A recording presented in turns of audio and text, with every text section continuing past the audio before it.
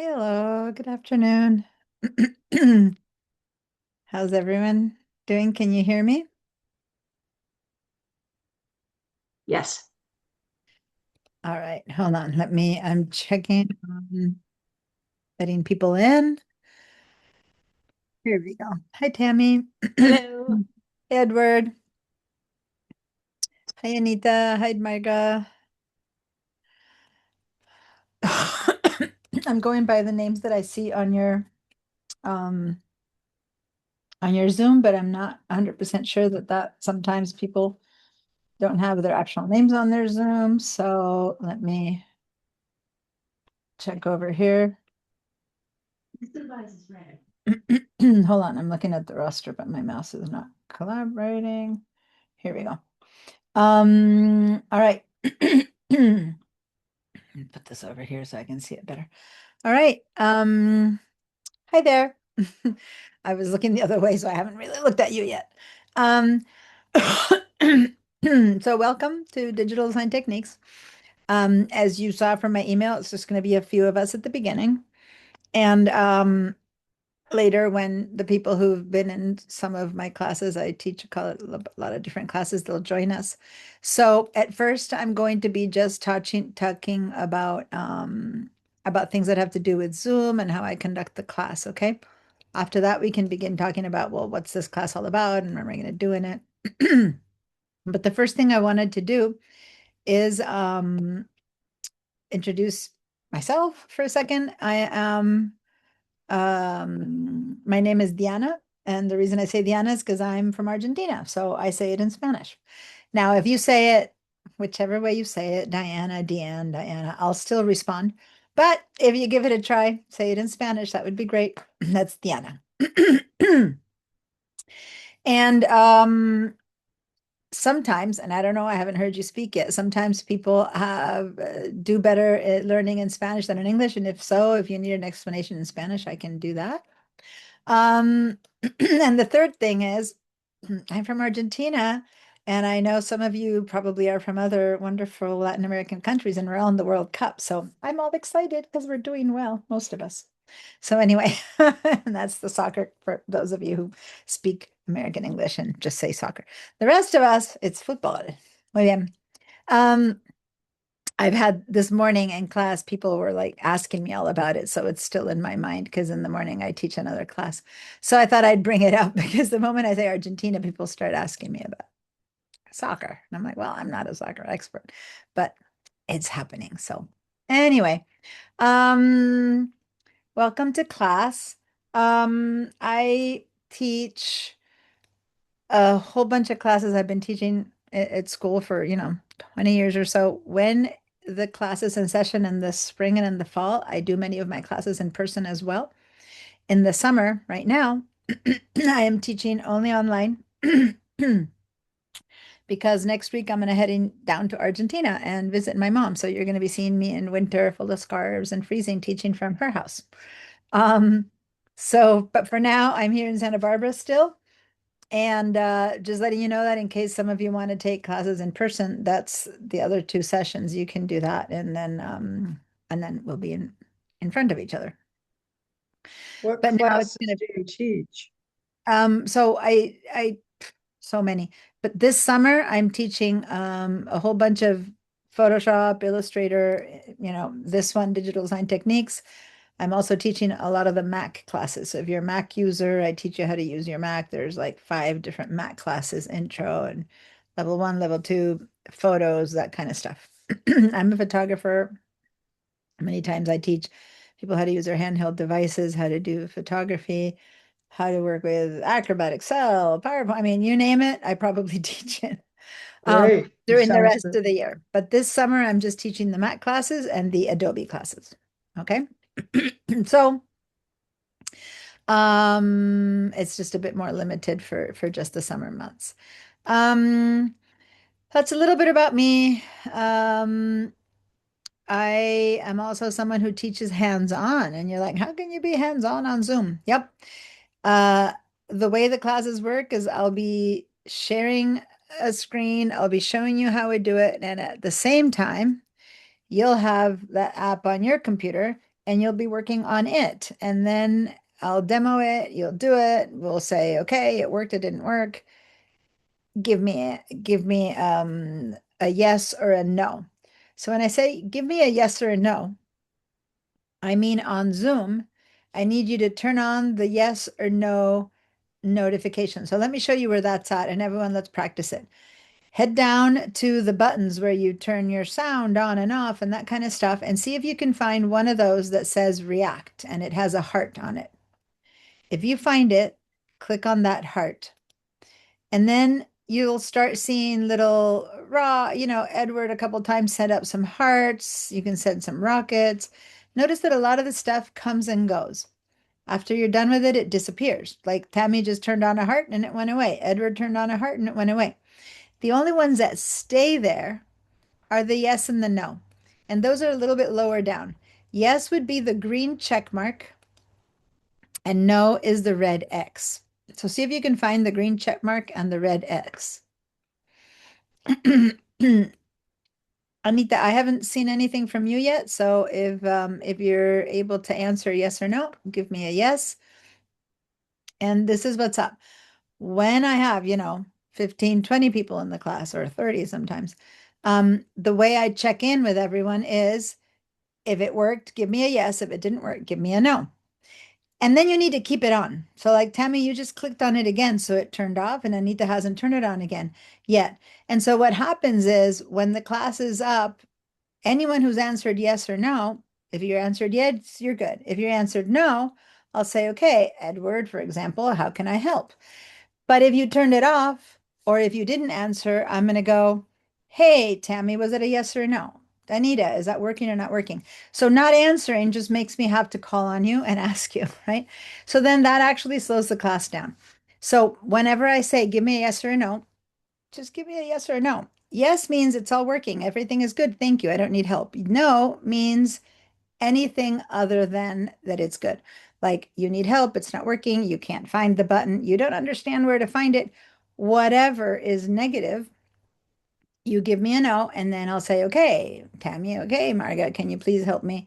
Tell me what's not working, and then we'll work on it. Does that make sense? I don't kind of teach and keep moving forward and then keep people behind.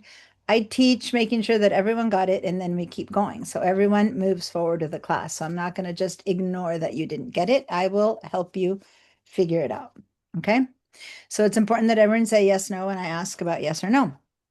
Then when I'm done and I see there's greens everywhere, I'll just clear your feedback as I just did, and we're all back to zero. Okay. So, the other thing that might happen is that as I'm talking and speaking, suddenly you have a question. You have something that is coming up that you don't understand or you don't know. If it's like, can you say that again? Just speak up and say, hey, can you say that again? I didn't see where to find it. Just say that, right? And then I'll tell you again, I'll repeat what I just said, or I'll find a better way to say it. But if you suddenly have a question, it's related, but not really related. And you're like, well, yesterday I was doing this thing and what you're saying didn't work for me. Can you explain something like that? That's a great time to raise your hand and to raise your digital hand. So like underneath all this yeses or nos in the same spot, click on the heart and then find the raise hand. The button is towards the bottom, and go ahead and raise your hand, your digital hand. There you go. Marga found it first. Anita, you're clapping and the clap is going to stop. It's not the same as raising your hand. So go a little bit lower, and the one in the bottom, that's raising your hand. And Marga, you raised your hand already. I see it. And now you're actually raising your hand, but hang in there. My name's Margaret. Okay. So then, Margaret. okay, Margaret. I will go ahead and change that right now. It just says Marga under your name. So I will say your name, Margaret. And that's the next thing I was going to say after the hands. I need everyone to add their names and last names in here. So give me a second. Thank you for correcting me on that. And let me finish with the hands up, and then I'll deal with that. So Never I'll mind. tell you where to change it. So hang in there. Let me just finish with this, and then I'll have everyone add their names. So right now, when you raise your hands, only Margaret and Edward have raised their hands, which means that they moved up. Like Margaret was the first one, and so she's up. You see how in the photos now suddenly she's up at the top left, and then Edward went after, and then now Tammy just raised her hand, so now she's after Edward. So when you raise your hand, you kind of change order and you end up at the front of the line. So if I have three people who have questions, the first one is going to be, all right, Margaret. I'm going to say, hey, Margaret, what's your question? Once she asks me her question, we handle it, we deal with it. I will lower her hand. See, I just lowered her hand. And now Edward's next. You see how it all kind of moves around? So then I'll say, Edward, what's your hand? And then I'll lower his hand and send somehow. So Anita, have you found it yet? It's under the place where you clapped. Keep going down under the yes and the no, green and check marks, right under that, there's something that says raise hand. Can you find it? There you go. You found it. Perfect. Notice now, though, say that I'm answering Tammy's question, and when I'm answering Tammy's question, Anita goes, oh, that was my same question. Now I get it. I don't need it anymore. If you look at your raise hand button, now it says lower hand.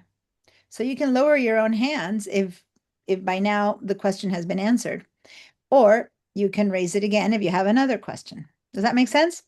So go ahead and lower your hands, or if I finished answering your question, then I can lower your hand myself. Does that make sense? And I'll answer in order of raised hands. So sometimes it's just a quick, can you say that again? You can ask outside of order, but if it's an actual question, then please raise your hand. That way I don't like have people asking me questions and wait, Anita's been waiting for an answer. And now suddenly someone else is asking me. I'm going to answer Anita's first because she raised her hand. Does that make sense? So let's keep it going that way. Cool. Before I continue with the communications, let me deal with the names. The reason I was calling you Margaret is because right now under the video of yourself, it says the word Marga. When it says Edward, it says Edward L. And I need to have your first and last names spread in there. So Anita says Anita Rios, Tammy Kirsch. So that's good. But the people who have a half name on or don't have their last name, please change your name. Let me show you how. Put your mouse or your touchpad, whatever you're using, above your own video of yourself. And then you'll see that three little dots appear on the top right of your own little video. And then you click on that, and then you just drag down until you see somewhere in the middle or at the bottom the word rename, and then type in your entire name, first and last name, the name you want to be called. It's possible that you might have been wanted to be called Marga, which is why that was there, or maybe it just got mid-typed and it didn't. It's not like it was a possible nickname, and that's why I used it. But maybe you are an Edward and you want to be called Ed, then write Ed. What I need for sure is your last name. I need the whole Louderback. But if you prefer to be called Ed, write Ed. If you prefer to be called Marga, call Margaret, right? Or if you want to be called Margaret, put Margaret. So the first name doesn't matter. It's when you want to be called. The last name is actually the last name that's on the roster so that I can give you attendance. Does that make sense? And anyway, hi, Tao. Did I pronounce your name right? Tao just joined us, but I'm not sure that I got your name right. So sometimes I'm saying it wrong. Can you, if you're speaking to me, you're muted. So can you unmute yourself and speak to me, please, Tao? Yes, correct. Hi. So is it Tao? Am I saying it right? Yes, you said it right. I'm having a hard time hearing you, but I think you said yes. Okay, it's a little bit crackly. Yeah. Okay, great. But that is the name that I have on your roster, so you don't need to change anything. Margaret, I see you changed it. Thank you, Edward, for adding your last name. Those of you who had to change it today, it'll happen again next time because that's the name that's sealed right now in Zoom. You'll show up as Marga again, and you'll show up as Edward L again. If you want to change that, you need to go into the Zoom settings and change that officially, and then it'll come up with your full name. Otherwise, every time when class starts, please just go in there and rename yourself to your full name. Okay? It's okay either way. Just otherwise, I will forget, and next week I might call you Marga again. You know what I mean? I don't want to do that, and I'll probably remember, but yeah. Thank you for the little flag there, Edward. Okay. I'm seeing a question, Margaret, or were you practicing your hand? No, where are the Zoom settings? Okay, that's something that you have to not be on Zoom. So now we can't do that. But when you're not on Zoom, you can go to Zoom and open it up and then check. There's a couple of buttons on the top right that lead you to the settings. Or you can do a Zoom search and say, how do I change my name on Zoom? And you'll get some answers on Google, and you can do it that way, because it cannot be done during class. Like, you don't have access to them right now. Can we use your link, the link you sent us to No, get the on link, Zoom? the link you brings you in here to this class. Okay. So once you're in it, you're in it. So you need Okay. to go to zoom.us, I think is on the website, and sign in with your account or your pipeline account or something like that. But otherwise, yeah, go ahead and do a little Google to figure it out, because I don't have it on top of my head. When you're in class, it's not active. So it doesn't work right there. Okay. All right. Hi, Juana. Thanks for joining us. Can you hear me, Juana? Can you say something back so I can? Hi, yes, I can hear you. Okay, great. Thank you. Nice to meet you. So, I was just talking about how we're going to communicate in class. So, Tao and Juana, you just joined. So let me just repeat this little portion to you, and everyone else practice it at the same time. When the class is full, I'm going to demo something, and then I'm going to do it, and then you have to do it. And then I'll say, okay, if it worked, give me a yes. If it didn't work, or something's wrong, or give me a no. So the yeses and the nos are in the button that's called the react button. So down at the bottom of your screen, where you see all the different, participants and chat and react, see if you can find the heart shape that says react. Click on that and give me a yes. Everyone else who practiced it already, please do it. And now I need to see that Juana and Tao can do it. Tao, and Juana, you both are giving me like hearts or thumbs up. They will disappear in a second or two.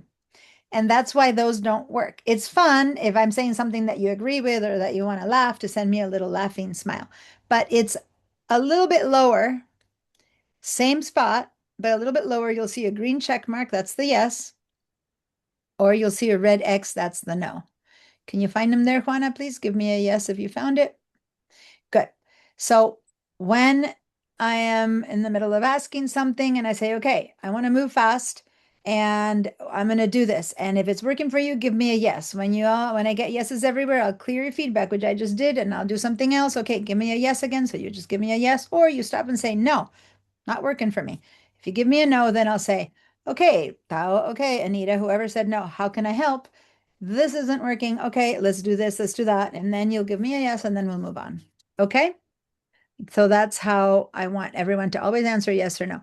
Because the problem is that if you don't answer, and I have, 5 yeses and 1 no, and then 1 nothing, I'll go, hey, whoever didn't answer, do you need help? Is it yes or no? So I will make sure that everyone gives me a yes or a no before I move on.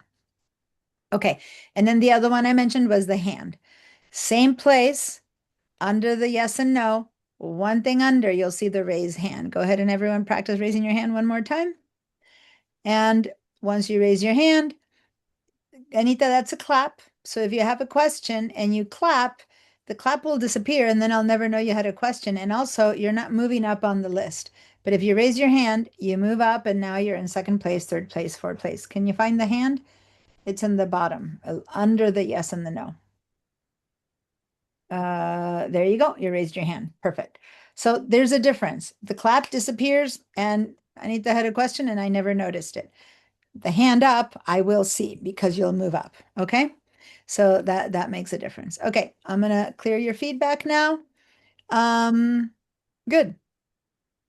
The next thing I need to do is the following. When you arrive to class, you pop in, you say hi to me, make sure the sound is working. And then after that, I need you to say, give me a little hi, I'm here, or whatever. Hey ho, or it's a good day, it's a rainy day. Whatever you want to say to me. You need to say it in the chat so that it's kind of a register of your attendance. So I'm going to say hi there right now, and I hit the return, and that's the chat. If you saw my hi there, that's where the chat is on your screen. Now, Edward just said hi. Go ahead and give me a little hello, everyone. You see where people are writing in there? That's the chat. Go ahead and click in there where it says type message here and give me a little hello. So now Juana answered or wrote in something. Okay, good. Everyone's finding it. Anita found it. Okay, all of you found it. Good. Is that everyone, Tao? Yeah, I think Margaret, did you find it yet? I don't think, Yes. oh, there it is at the bottom. Okay. Now everyone said hi. Now that's just kind of got a little sign in. And sometimes though, it's been a week since you've seen me and you have a question that you've been waiting, since Thursday to next Thursday to ask. This is a great thing in the morning, at one, I teach morning and afternoon sometimes. At 1:30 when you get on, you say hi, and then you say, I was practicing this thing and I have a question about this. It's a great place to write it because then I see that I'm talking about something else, but this is something that happened to you over the week, and you're like, is there a solution to this, or can this work? And I'll see the question and then I'll just weave the answer in whenever it's appropriate to get that answer. Does that make sense? So you can still ask questions there. You don't always have to raise your hand. The thing is, if you write to me there in a moment when it matters, like I say, give me a yes or a no, and people go, yes, and they write it in the chat. I don't see that yes. I just keep looking for the little check mark, and then I'll say, Juana, was it a yes or no? And you'll go, well, I already wrote it there. And I'm like, oh, I didn't see that. Give me the yes or the no. Does that make sense, you guys? Because that I have so many screens and things on that yes is like, it's the last thing I look at is the chat. So if you have an urgent question, ask me in person. If it's more like, what if this were to happen and that were to happen? Can you help me with this? That kind of thing, that's a good one to put in the chat. It's also a good place to, instead of to everyone, which everyone is getting these, you can write just to me and say, my stomach is hurting. I'm going to step out for 5 minutes. You don't want the whole class to know that, but you want me to know that while you're stepping out. Then you can change it right to Diana Musacchio and then type me that. And no one else will see that but me. But if you have a question about class, like the button's not working, or for me, it's doing this, or how about if I were to do that? That's a question that I want to go to everyone so people know what I'm answering, right? So anything that has to do with the work we're doing, that's a question that you would send to everyone. Okay. And got it. And then if you tell me my stomach's hurting or whatever, and you step out, that's fine. I know why you're not there. I won't call your name and say, hey, is that a yes or a no, Edward? If Edward isn't even there, I don't have to keep repeating your name. I'll just know that you stepped out. Does that make sense, you guys? Cool. All right, so that's the way Zoom works. You'll see when we have more people, it really makes for the thing very efficient. Is that a no because you have a question, Margaret, or were you just testing out the no? No, it's a no. I'm sorry, I didn't catch how I get the message to go just to you. Okay, so go to the same place where I just said hi, Okay, right where it says type message here. So here right above it, it says to everyone. yes. Oh, okay, So click the everyone, and then the other choice is just to me. great. Got it? Okay, And then only I know that your stomach is hurting, or the plumber arrived, or whatever it is. Things happen, especially when Right. you're home or at work. Sometimes you need to answer a phone call. That's fine. Just do that and know that you'll be back. Now, sometimes you have an appointment, which means you have to leave an hour early because the appointment has been set up for a few months and you need to go to the doctor and you have to leave the class an hour early. That's when it's really good to let me know, hey, I need to leave by, 3 p.m. today, but I'll catch up on the recordings, you might tell me, and I'll talk to you about what that means right now. And then I'll know when you disappear at 3 p.m. I won't be like, hello, where did this person go?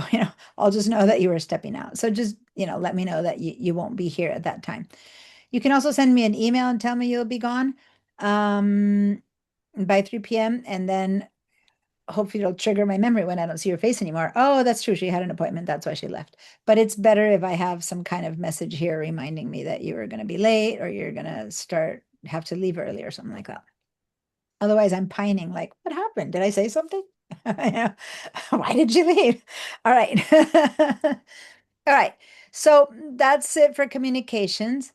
Couple more things. I'm trying to get through all of this stuff before the other people join us. The next thing, no, I'm done with Zoom right now. So thanks. Now I'm gonna work for something. Now I'm moving into group 2. It's 2 p.m. So I'm moving into the stuff that group 2 will. So hang in there for a minute. So the next thing is, how many of you have shared your screen with a group before? So Tao, have you shared your screen before? Do you know how to share your screen? Margaret, Tammy, Juana, Anita, give me a yes if you shared your screen. Give me a no if you have not shared your screen. Edward, you've been in my classes before, so you probably, oh, you haven't shared your screen before? Okay. I thought haven't you been in my class before, Edward? Yeah, you have. Okay. So yes, you've shared your screen. You know how to do it. No problem. Nope, never done it. I need help. Tao, is that a yes or a no?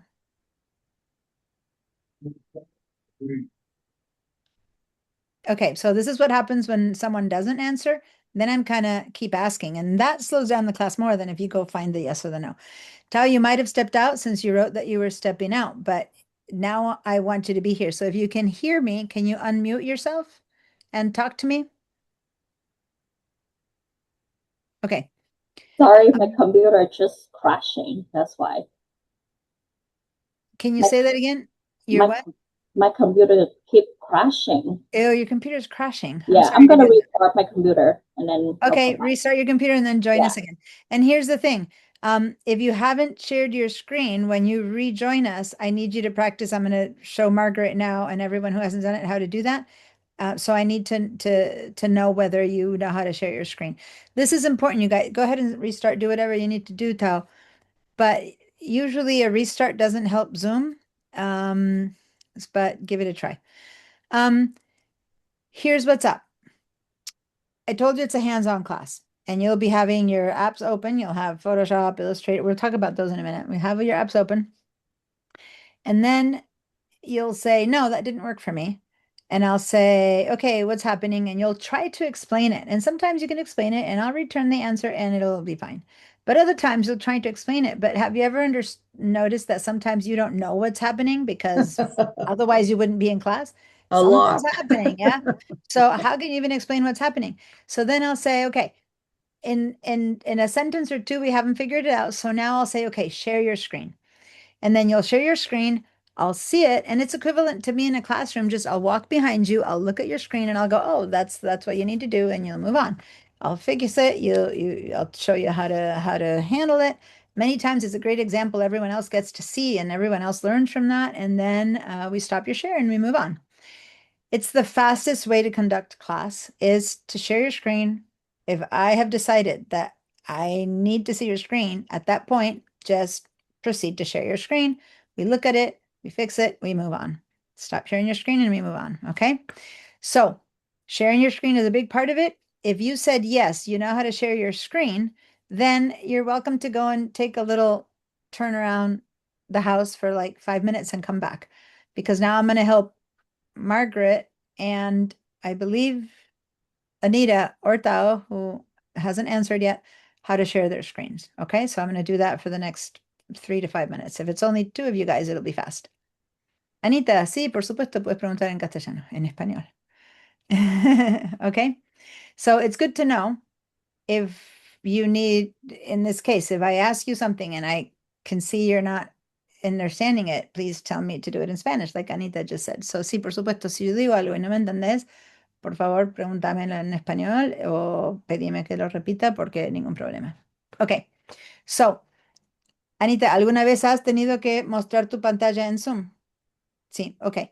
So, if you know how to do it, then take 3 minutes and come back. Margaret, I'm gonna work with you. First of all, do you have a Mac computer or a Windows computer? It's 2 o'clock. Sorry, I Oh. just turned that feature on. I and have it a, did not P- mean I have a something. PC, a Windows. Okay, so then it's easier, actually. Everything else is easier on a Mac, but in this case, it's easier if you have Windows. For better, for worse, Windows is not very good about privacy. So Yeah, I know. then you share your screen and it just shares it. Versus when you are in a Mac, you have to do a lot of permissions and passwords and stuff. So that's good. So maybe it'll take me only a couple more seconds to do this with you. All right. So sharing your screen is going to look like this. I'm going to share my screen right now and then boom. Now you are seeing my screen. It took me like a total of a second to do that, right? And then when I'm done, I'll stop my share and it's done. That's how it is after you learn how to do it. So it takes very little time. So go now and find next to the react buttons where you were saying yes or no. Do you see to the right of that? Do you see the word share with the arrow pointing upwards? Okay, click on the word share. Now the next window and the bottom of it it again is a blue button that says share. Click on that share.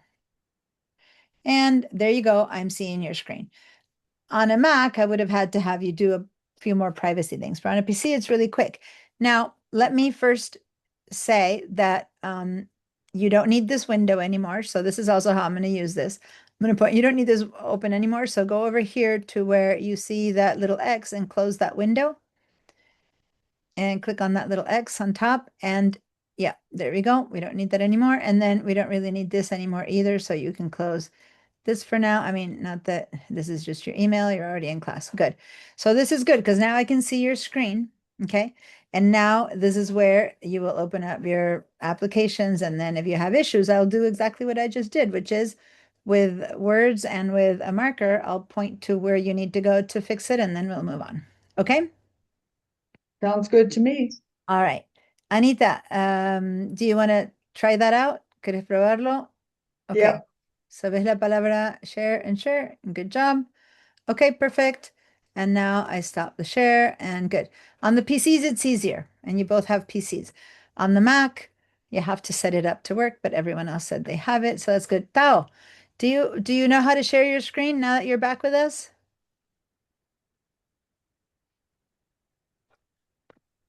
Good. You're doing it. Oh, okay. That's a bit of a problem. When you share your screen this way, I am seeing Zoom, but I'm not seeing the applications. There you go. Now you minimized it. And now you can close that one. Go ahead and close that window. Yeah. And this one, you can also close. You can close this window as well, right there. Let me see if it turns, it shouldn't turn off your video. The problem is that you're using Zoom on your web browser and not as an app. So if you close this window, you're going to lose the class. So on top of that, you can't, it's really hard to share your screen. So if you need to share your screen for me to see Illustrator running, you're going to have to just minimize this window instead of closing it because everything I draw just gets repeated a bunch of times. So minimize it first. Yeah. To get it out of the way. Can you click that little guy there? Yeah. Nope. See, now you're going to have to, it says stop sharing. So that's the problem when you use, the problem with using Zoom inside your browser is that it doesn't share your screen. So I can't help you with your stuff. Let me just say that the next time you connect, when you go connect to Zoom, it asks you whether you want to connect with the Zoom Workplace or with Zoom inside the web. And you should choose Zoom Workplace, not inside the web. That way, it's going to say that you need to download. It's going to say that you need to download Zoom, the app. You'll download it and then you'll be able to use it. Okay, I see you saying that you will download Zoom. Okay, great. Because otherwise I won't be able to help you with the applications. Does that make sense? Okay, good. Now everyone knows how to share their screen. So Tammy, Anita, Edward, Juana, if you're around, please come back. And we'll move forward now with asking you about the applications. Who has, hopefully you all got my email from about a week ago and you've either purchased the Creative Cloud and installed it on your computer or you're going to use VDI. So if you have it installed on your computer, give me a yes. If you're going to use VDI, give me a raised hand, like one of the digital's raised hands. And if you didn't do either and you don't know what I'm talking about, give me a no. Because some people maybe didn't get the email or didn't figure out how to do it. Okay. So I have Juana, Tao, and Edward are going to use VDI. Margaret and Anita own the applications. Tammy, what's your situation? Actually, I used to have Adobe because I was a teacher. I just retired 2 weeks ago and they took it away. Oh. So I need to like take it off my computer, I guess, and start fresh. But I don't know what VDI is. Okay, so here's the distinction. And if you go back to the initial email where I said, "Welcome to Digital Design Techniques," and I explained, you Oh, can okay. then make your choices on that. But you can purchase it. Mhm. Purchasing it as a regular user costs a bunch of money per month, but as a student, you can purchase it for $50 for 6 months or $100 for a whole year. And otherwise, it's like $50 a month if you're not a student, right? So it's Okay. really much cheaper, but it's still not necessarily a gift. It still is an Mhm. investment. Um, if that's your choice and you want to buy it, it's going to take about a week to get it to work because you're going to buy it as a student. And as a student, you're going to have to go to this California City College Foundation. They need to approve your student before they let you buy it. Then they send you an email. Then you install it. So it takes about a week to get the whole thing processed. So by next week, if you're going to purchase it, you should be able to have everything on your computer. Plan Okay. B, you don't want to purchase it. You can use VDI. VDI is much, I have to admit, much more complicated. So at least you get them for free, but it is more complicated. So I'm going to walk people through the steps of, again, in the email that I sent, I put some videos where I said, if you're going to use VDI, click on these videos, practice it, learn it. So now I'm going to help people who are going to use VDI to make sure that everyone gets on. But for those of you who are on VDI and you didn't practice it, you have a whole week to get really good at it so that by next week you're comfy with using VDI. And what that means is you're going to connect your computer to the school, to City College's school, and then you're going to be able to use the applications through the internet browser. It's slower, it's more complicated, you can't use your own files. Those are the negatives. The good things, it's free. So between those two choices, it's up to you. And if you need to do one or the other, the instructions are there. If you need the instructions again, I can send them to you again. Just let me know. Now, if you purchased it, like Margaret is saying, she downloaded the VDI, and I think you have Adobe because you purchased Adobe and Get Started tab is what it said. So I'm gonna have to, I'll check I'll help you find in your computer to see if you did download it or not, to see if you have it. Otherwise, you will have to use VDI. VDI isn't something well, I guess you can download it. The only problem with using VDI, if you haven't set yourself up with it yet, is that you need to have City College two-factor authentication to get in. So you need to set up your password at City College with a two-factor authentication, which again, there's instructions in that email. So if you haven't done that yet, you won't be able to access VDI. So while I'm talking to Margaret now and to the other people who raised their hands about VDI, why don't you see if you can go find that email of mine and see if you can find the instructions for the two-factor authentication and maybe see if you can work on that. And if not, when I get to you, I'll help you with that. But see, that one is something that maybe you can just do on your own. And if not, I'll get back to you. Okay. Give me a second, Margaret. Let me check in with Juana, Tao, and Edward. So have you accessed VDI and you practice and you know how to get there? This is for Juana, Tao, and Edward. Are you guys good with VDI? Give me a yes, the three of you guys. If you're good, give me a no if you practiced it and it didn't work or there's questions that didn't work. So Edward said, nope, so things still need help. Juana is good. And Tao, you were able to get in? Okay, so Tao can get into VDI. And Juanta, yeah, well, we can all improve. I get it. But as long as you know how to get in, then I'm going to walk you through to get in again. And then that'll be your second chance. And then your homework, guess what? Everyone who's on VDI has homework. You're supposed to get on and off VDI like 10 times between here and next Thursday, so that by the time we get to next Thursday, it's like a done deal. You know how to do it. Okay. So that's all it takes. Just practice because it involves quite a few steps. All right. People who have the application. So Anita, you have the Creative Cloud installed on your computer. ¿Tenés los programas ya instalados en tu computadora? Sí, los pagué ayer, pero tenía que esperar tiempo. Intenté hacer VDI, sí. ajá, y son muchos pasos, me perdí, no, no, Okay. no supe. Yeah. Entonces, Okay. So here's what's up. She did purchase it, but she did it yesterday. And as I said, it takes quite a few days. So it's not on her computer yet. Okay. So she's going to do VDI. So I'm going to walk you all through VDI for this time, and by next Thursday, it should be ready. Margaret, your hand is My, up again. my question is, I bookmarked the Horizon tab, and I don't know if I go to the Horizon tab, whether that'll put me into the VDI system. I'll walk everyone through it. Sometimes there's just one person who needs it, sometimes there's six, it all depends. The only people who don't need to stay for this part would be at this point Edward, if you have the applications, but you just wrote that you do have it, but you want to word VDIs just in case. So you said you have it for a month. What's that situation like? Why only a month? Or you've had it for a whole month and you're fine, you keep having it. What's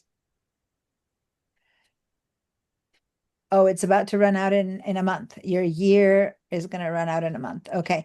And this class is longer than a month. Got it. Okay.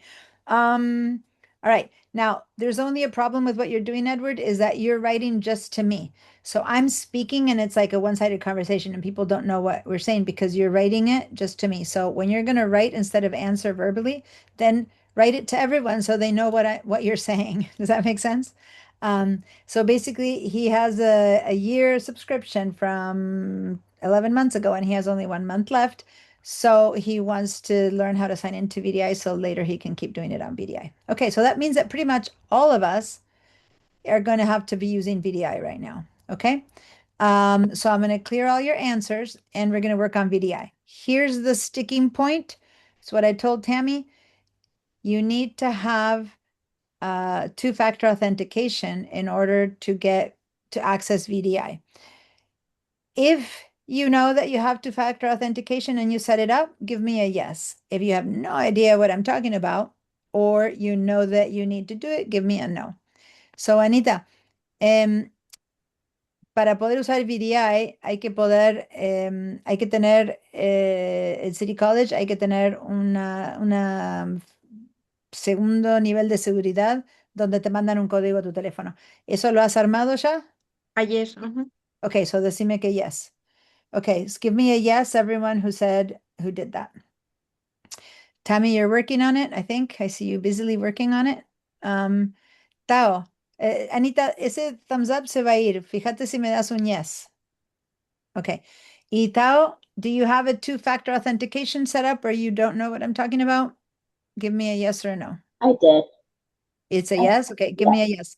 Guys, don't make me call on you. If it's yes, give me a yes. If it's no, give me a no. Do you remember how to find the yes and the no, Tao? Yeah, there we go. Okay, perfect. All right. So now we're going to do that. But I have one more thing I need to do before we get to the VDI. I'm looking at the time. I have 15 minutes left before other people join us. So give me a second. 1 second, Margaret. Sure. I need to do one more thing, which is when I share my screen. So don't take your yeses or nos downs. I need to know when I share my screen,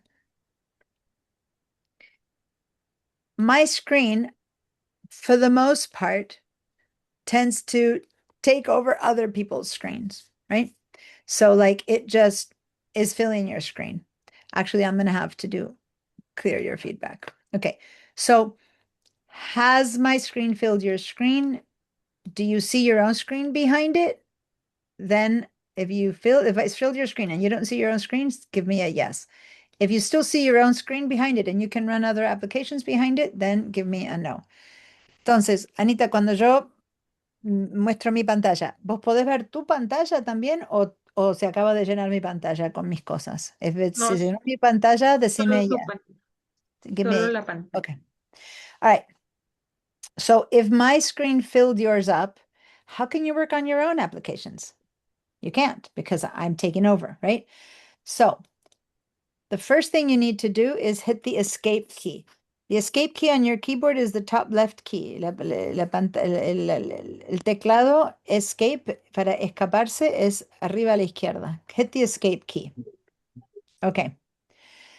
Now, not much happens when you do that visually, but now you can put your mouse and dig it to the very edge of this window. That's my Tahoe Lake screen, and try to drag it in so that it occupies only a part of the screen, because you need to have most of your screen available to open your own applications and do the work yourself. Okay? So when you're successful with that and you have a bit of your screen with me and a bit of your screen with you, give me a yes. Well, my If I'm still filling your screen, then that's a no. And if yes, you managed to see both me and your screen, that's a yes. Okay, si pudiste correr para un costado y solamente ves una parte de la pantalla cubierta por mis cosas y el resto es tu pantalla, eso decime que sí. Si sigo estando toda tu pantalla, decime que no. All right. Plan B. Some people have another computer hanging around the house. What do I mean? Maybe you have an iPad, maybe you have another kind of tablet, maybe you have an old laptop that no one uses anymore, but it's still running. Maybe you have your roommate's or your partner's computer that you can go borrow. If so, that's the easiest way around this problem, because you set up your other computer, you sign into the class, you watch me like I'm a TV screen, and then you do your work on the other one. Does that make sense? So then you don't have to borrow or share. So if that's your case, if you have some other device that you can use, go get it right now. Connect with your email, and you'll be here on the screen. You'll be here twice, and you'll see some of the people who come in afterwards who've been in my class before. You'll see them appearing twice, and that's because they're connecting with another computer. Okay? Is anyone in that situation? ¿Alguien tiene esa situación que pudiera buscar otra computadora para usar? ¿Otra laptop? ¿Otra? ¿Sí? Ok. Entonces, fíjate si puedes traer esa otra, busca mi email, hace un clic en el email en la otra computadora y ahí abrís mi pantalla, me ves y con la que queda haces el trabajo. Okay, so if that's you and you can do that, just go and set it up. Okay, it looks like Anita has that situation, and that's the easiest one. Anyone else? Edward, I think you give me a thumbs up. Was just that for the description or for the fact that you also have something that you can use as your second screen? I'm seeing only an okay, but I don't know if that means you have a second screen or not. I just need to know who I need to help move things around. Okay. And if you can speak, it's much easier if you just say no or yes. Tao has two monitors. That's the second plan. That's plan C. I have two monitors, for example. I have one monitor that shows me the class, one monitor that shows me the work. I actually have three monitors. I have another one over here with my roster and stuff like that. How do you do that? Well, you go to a thrift store, buy a monitor, make sure that if you plug it in, it still works. And then you come back home and you install it next to your laptop or next to your computer and you plug it in. And as long as it's a Mac, it works pretty easily. If it's a PC, you might have to download a driver. Then you'll have two monitors. Then you put Zoom on one window and you work on the other one. So that's good. Juana is going to use two devices, so that's good. So that leaves us with Margaret and Tammy. You two don't have another device or another monitor, right? right, I don't. Okay. All right, so then I'm going to give you a hand to do that. How about Edward? I wasn't clear. Do you have two monitors or two devices? You said okay, but I'm not sure if that meant you had two options. Anyway, two computers. Okay, good. So you're setting that up. The thing is, I need to see you pop in. I need to see you click on the email and pop in, and I'll invite you in and I'll see you twice. So if you have two computers, go do that. Tao has two monitors, so I won't see her twice. Him, sorry. I apologize. I don't see your picture. Is that a he, she, or they? Tao, you need to tell me. Otherwise, I'll keep saying he or she, and I don't know what to say. So you need to tell me. It's a she. Okay, so she. All right. Thanks. I apologize for that because sometimes I can tell and sometimes I can't tell. Oh, you have two monitors, but not right now. Okay. So you also have the applications, but not right now. So we'll figure it out. I know Anita's the one who bought this stuff and you're the one who needs to purchase it, but you won't get there until next week. Got it. Okay. So right now, mainly I need to support Margaret and Tammy for today because you two don't have a second device today. So, I'm going to stop my share and I'm going to do it one more time. Okay. So mainly Tammy and Margaret and everyone else who has a second device. I still don't see you coming in. You have to be here twice. So go do it. Go grab your second device and connect. So now, did you hit the escape key? Tammy and Margaret? Hit the I did. escape key. Okay, now move your mouse, and this isn't the same because Zoom doesn't share itself, but imagine that this window, full screen, imagine that this window is my Zoom taking over my screen. You need to move your mouse to the very, very edge of the screen until it turns into like a double-headed arrow, and then you can click and drag it to make the part that's my Zoom screen become smaller. And then it'll occupy just a portion of your screen. And then you watch me there, and then you do your work there. Okay.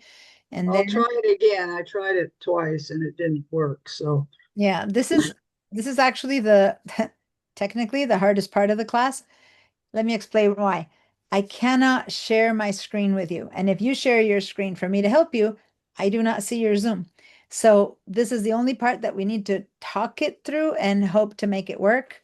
So once again, try it with any old window. Let's go ahead and share your screen. And I'm going to show it to you with a different thing, and then you can try it. So let's try sharing your screen again. So go to the share button and then share again. Okay.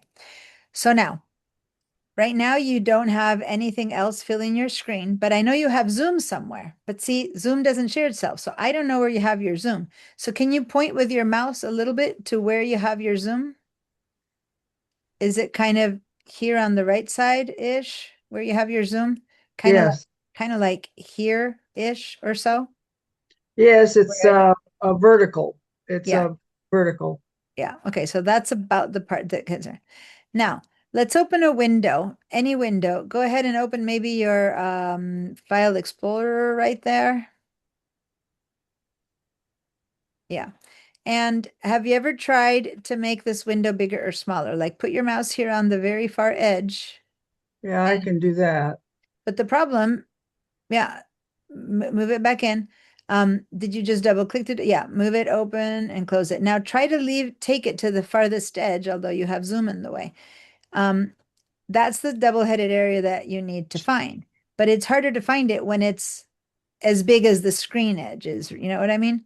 Like if this goes all the way to the bottom, it's hard. So you need to pull it in. That same thing that you're doing right now is what you're going to have to do, except you have to do it to the window that shows my screen. Okay. So you need to go to the very corners and edges and do your best to see if you can bring it in, and then you can tuck me into some corner of your screen. I'm going to stop your share and I'm going to share my screen again, and let's see if we can make that work. So I'm going to share my screen one more time. Oh, okay. And now let's see if you can grab the corners of that, hit the escape key first and then grab the corners. And once you do it one time, after that, it automatically will always stay at the size that you set it. Okay. So it's not like each time you'll have to reset it.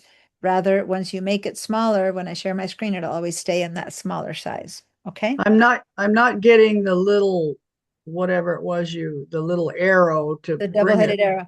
You need to go all the way to the very, very farthest edge and Ah, almost okay. outside of the screen, and then you'll see it. And then you can click and drag in.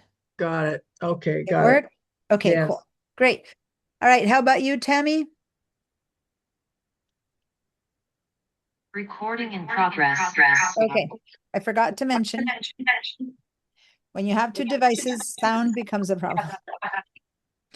So Anita, we need to turn the sound off on one of the devices. I'm going to say it in Spanish. Anita, no cambies.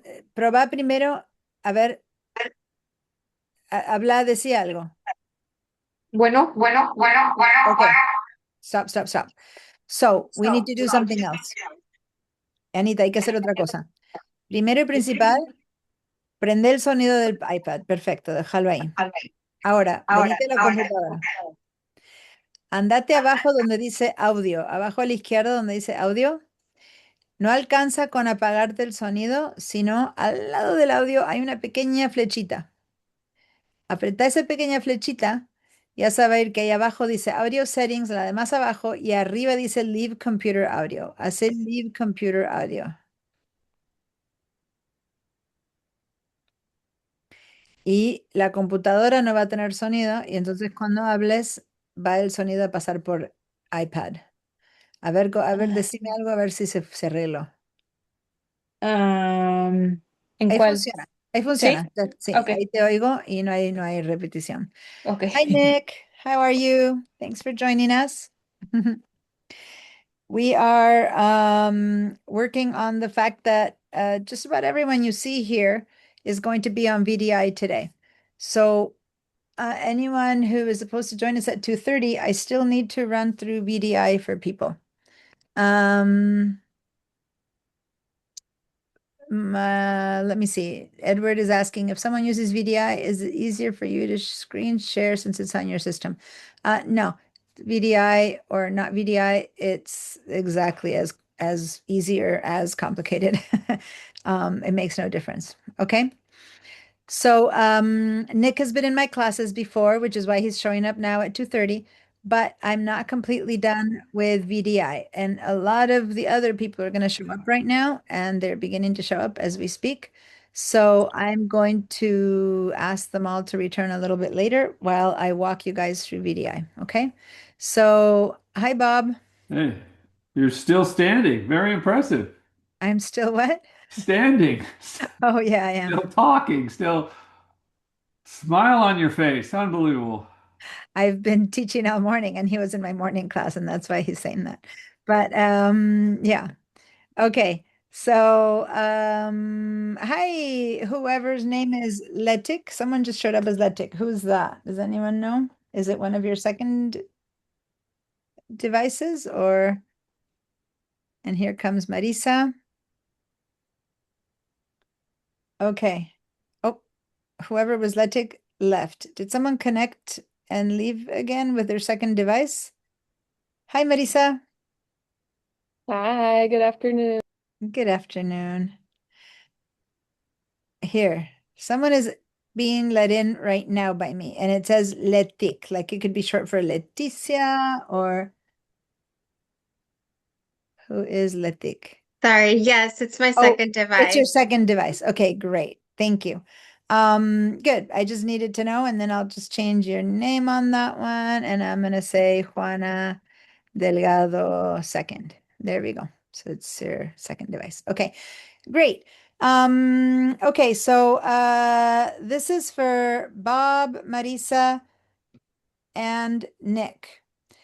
I am about to walk everyone else through how to use VDI because they don't have the applications. So it'll take me about 15 minutes. So set yourself a timer for about no. Tammy, don't. Wait. Don't. Ah.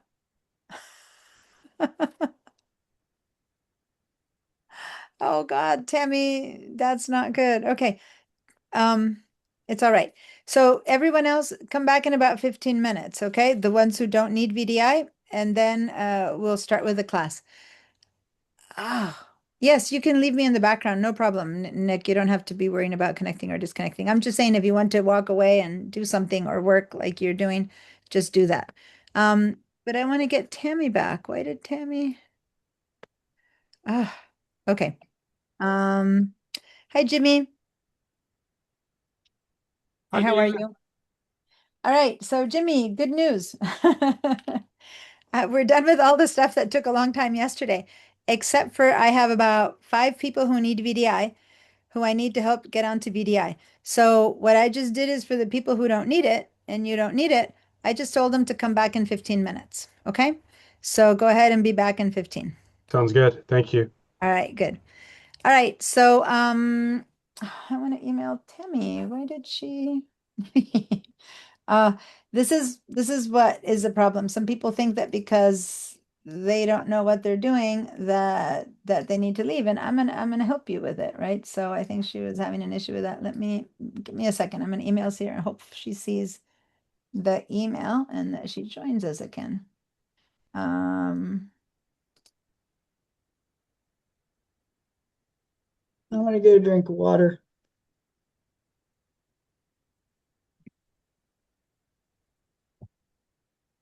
Hey Tammy.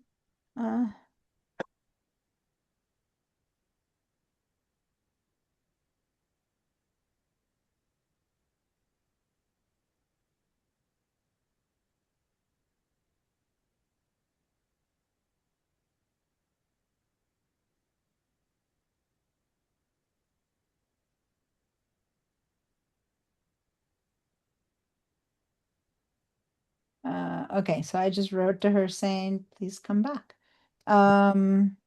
Okay, and that's all I can do. If she comes back, she comes back. And if not, then guys, I didn't say it enough at the beginning. Don't worry about needing help. Okay. That's the whole point. Today's class, I'm going to help you all get onto VDI. I helped you with all the other stuff, and it'll take the time it takes. The most important thing right now is to follow my instructions. And when you are with me, say yes. And when you get lost or you fall behind, say no. If you don't say no, then when I finally check in on you, you're 10 steps behind. And I'd rather everyone be moving at the same pace or ahead of me, but not behind me. Okay. So now I'm going to share my screen. And the first thing I'm going to do is I'm going to open VDI. You need to use through the internet. Okay. So you need to open a browser.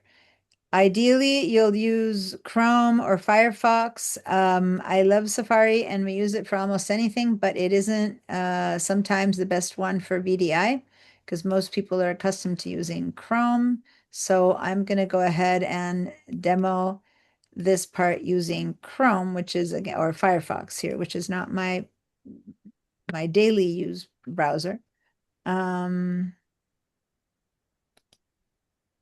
Hold on, it's appearing up on a different screen. Give me a second.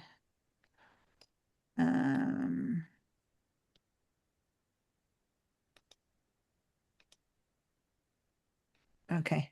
It's just that I have a lot of other, there we go.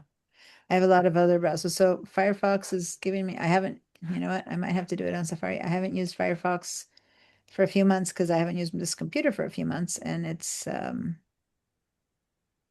not opening quickly 'cause I don't know why. Let me stop my share for a second so I can figure out why Firefox is not popping open. Hello? I might need to update it. That's why. Okay. I'm just going to forget that I'm going to use Safari for now. Okay. Let me share my screen again. So open a browser, Chrome, Firefox, Safari, whatever you want to open. Okay. That's the first thing we need to do. And then I need you to go up to the top in the search and write my.sbcc.edu. My MY. Actually, you know what? Hold on. This will prove, forget that. Go backwards. I'm going to have us go straight to VDI. And if it works, that means you do have the two-factor. And if not, we'll have to set it up. So let's go to vmview.sbcc.edu. So I'm going to write it in the chat so that you can see it. vmview.sbcc.edu. I wrote it there in the chat. In case you just click on the link and that's good enough. And you should be in a page like this. You said you'd already bookmarked it, Margaret, so go there. vmview.sbcc.edu. When you're in this page, give me a yes. Cuando llegas a esta página, dame un yes. Okay? This is when the sun starts streaming in and this place heats up. So let me bring down and open the fan. Okay. Well, it's not. Come on. There we go. All right, you can click on the link that I just put in the chat to get here. So, just in the Okay. chat I wrote the link, click on that and you'll be here. And then give me a yes. So, Anita, ¿has llegado a esta página? No, me perdí. Ok, lo puse en el chat. VM View. Ajá, Tienes la pero opción, yo hacerle un tengo, link. ok, tengo abierto hasta donde llegué, donde dice Santa Barbara City College y luego enter Okay. code.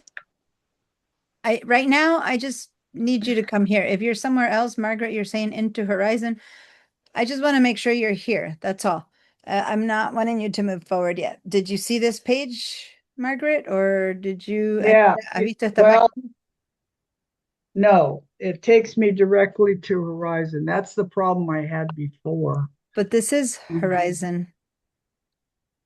What is it? So MV or I'm sorry, what?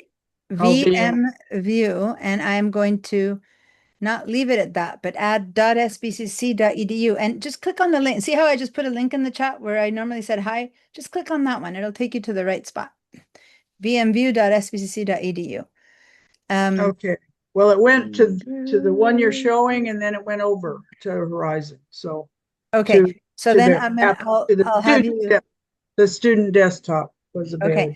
If so, then that's good. If you're in the student desktop, you're in automatically, which is great. So hold on, I'll have you share your screen in a minute and show me. But there were some other people who needed this. Who else? Wasn't it Juana? I'm not seeing you anymore. Are you doing this with me? I already did it. Oh, you're already there. Got it. Who else needed this? Edward, you were trying to do it. Just let me know where you're at. Okay. So when you get to this page, you need to click on this side and open this one here. Is this the one that you're being taken to, Anita or Margaret? No, No. Okay. Before I continue, share your screen. Margaret, let's start with you to see what is happening so that I can understand. And then the okay. same when. Go ahead and share and then share I'm again. trying to get the share button open. Okay. There it is.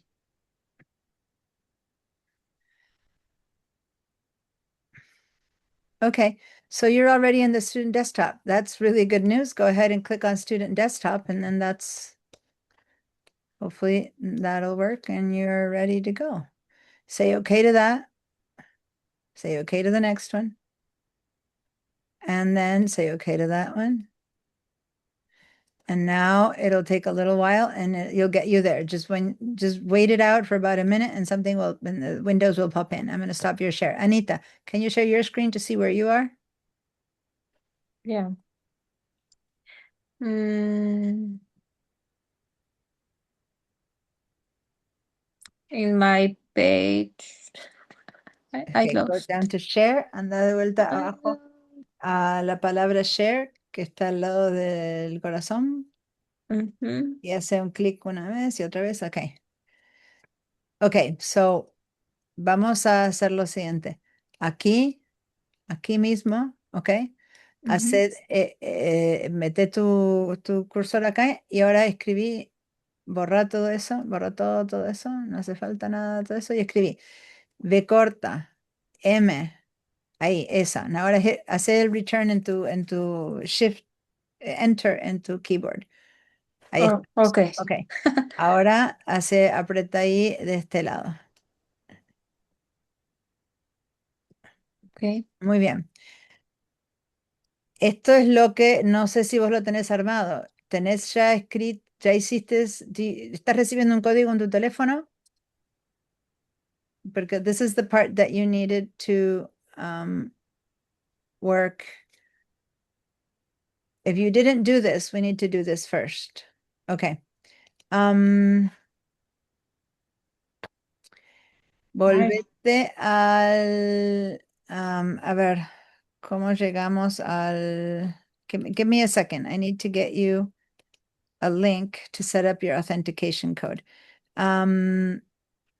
But I can't do that. 1 second.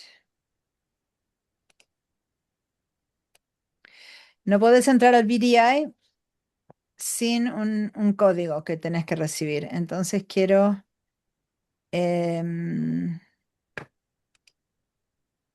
quiero darte el link para llegar a ese código. Espérate. I'm trying to find the code to get you into the authentication, and I don't.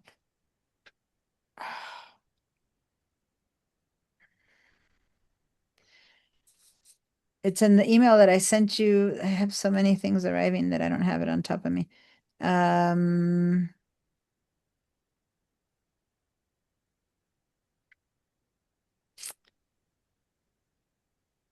Welcome. Here it is. Okay.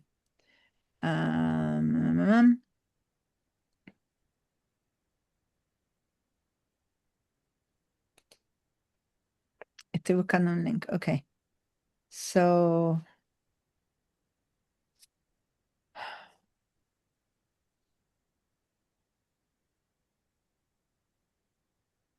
¿Por qué no me da el maldito?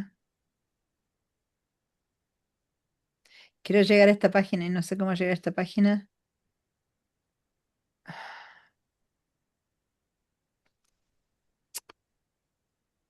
Odio cuando las cosas las hacen complicadas. Ya. A ver, de acá donde dice more information, a ver si te da el código. A ver, baja, scroll abajo. A ver, proba ¿Me dirigí? acá. Sí.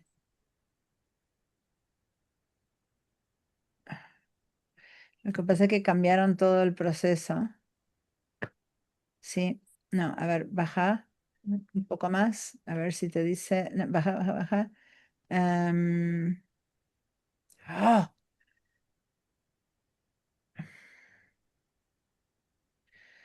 No. Ok, ay, tengo que enseñar toda la clase. Hay un link No, no. que no sé cuál es en este momento, espérate. SBCC Authentication Code, a ver si encuentro. Two-factor authentication. VDI. How do I get started? I don't need the guide, I need the link. Ok, hay un link que no lo encuentro en este momento, que lo tengo.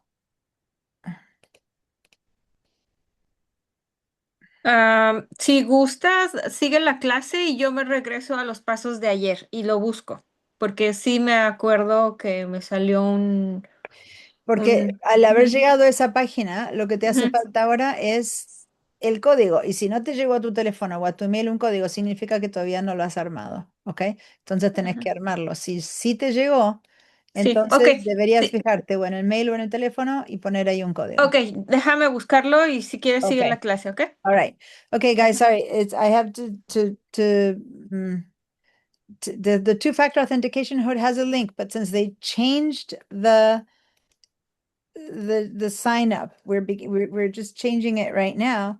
Then what's happening is that the information that they have is not the same one, so that's why it was I'm not able to find it. But anyway, she's gonna figure it out. She'll come I back. had to go to the tech department. I checked with the help desk. She couldn't fix it. So I had to go to the tech and they did something. And so that allowed me to get the verification code. Yeah, it's a bit of a confusing situation right now. Okay. So right now that means that she's the only one without it, right? Because everyone else is inside of VDI right now.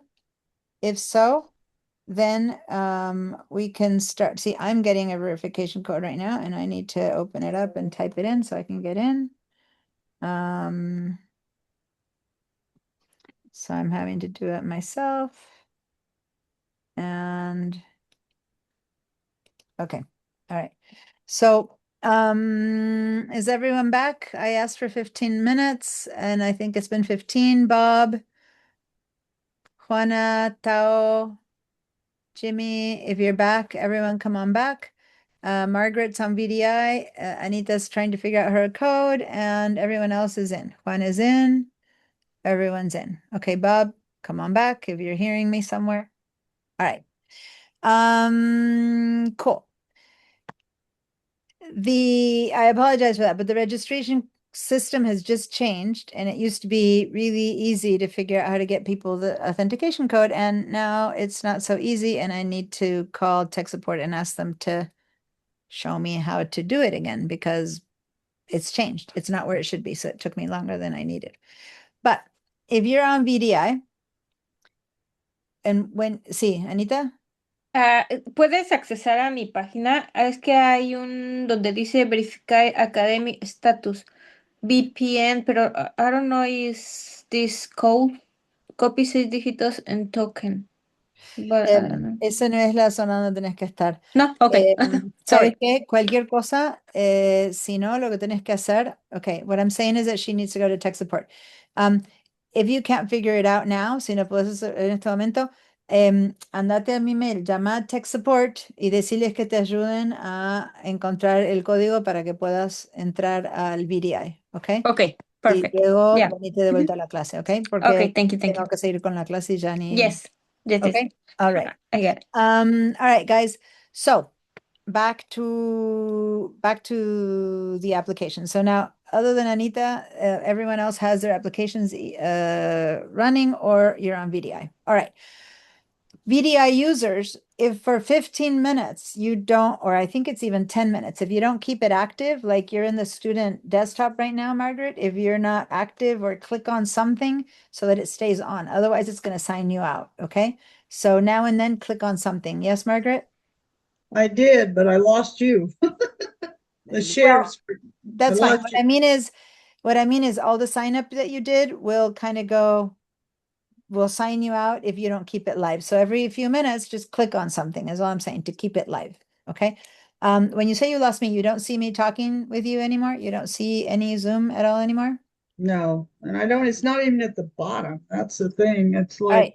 So do the same thing you did before. Hit the escape key and move this window that you just created and make it okay, maybe Okay. you're wrong. So the window you have for VDI, make it smaller, and then there will be space for me to pop in. Okay. Yeah, it's not allowing me. I have a full screen. I can't get to the Yeah. So side. hit your escape key to get I- out of the full screen, because into the VDI takes up your whole screen unless you hit escape and then minimize it. Well, that's make it it. So what, how, okay, the escape key isn't working. No, the Li- escape key like- just permits you to now grab your mouse and make it smaller. The escape key does nothing but kind of disconnect the edges. Now you have to move your mouse to the very edge to click and make it smaller, like you did with a Zoom window. It's a hand done thing. Okay, so Okay. where's, okay.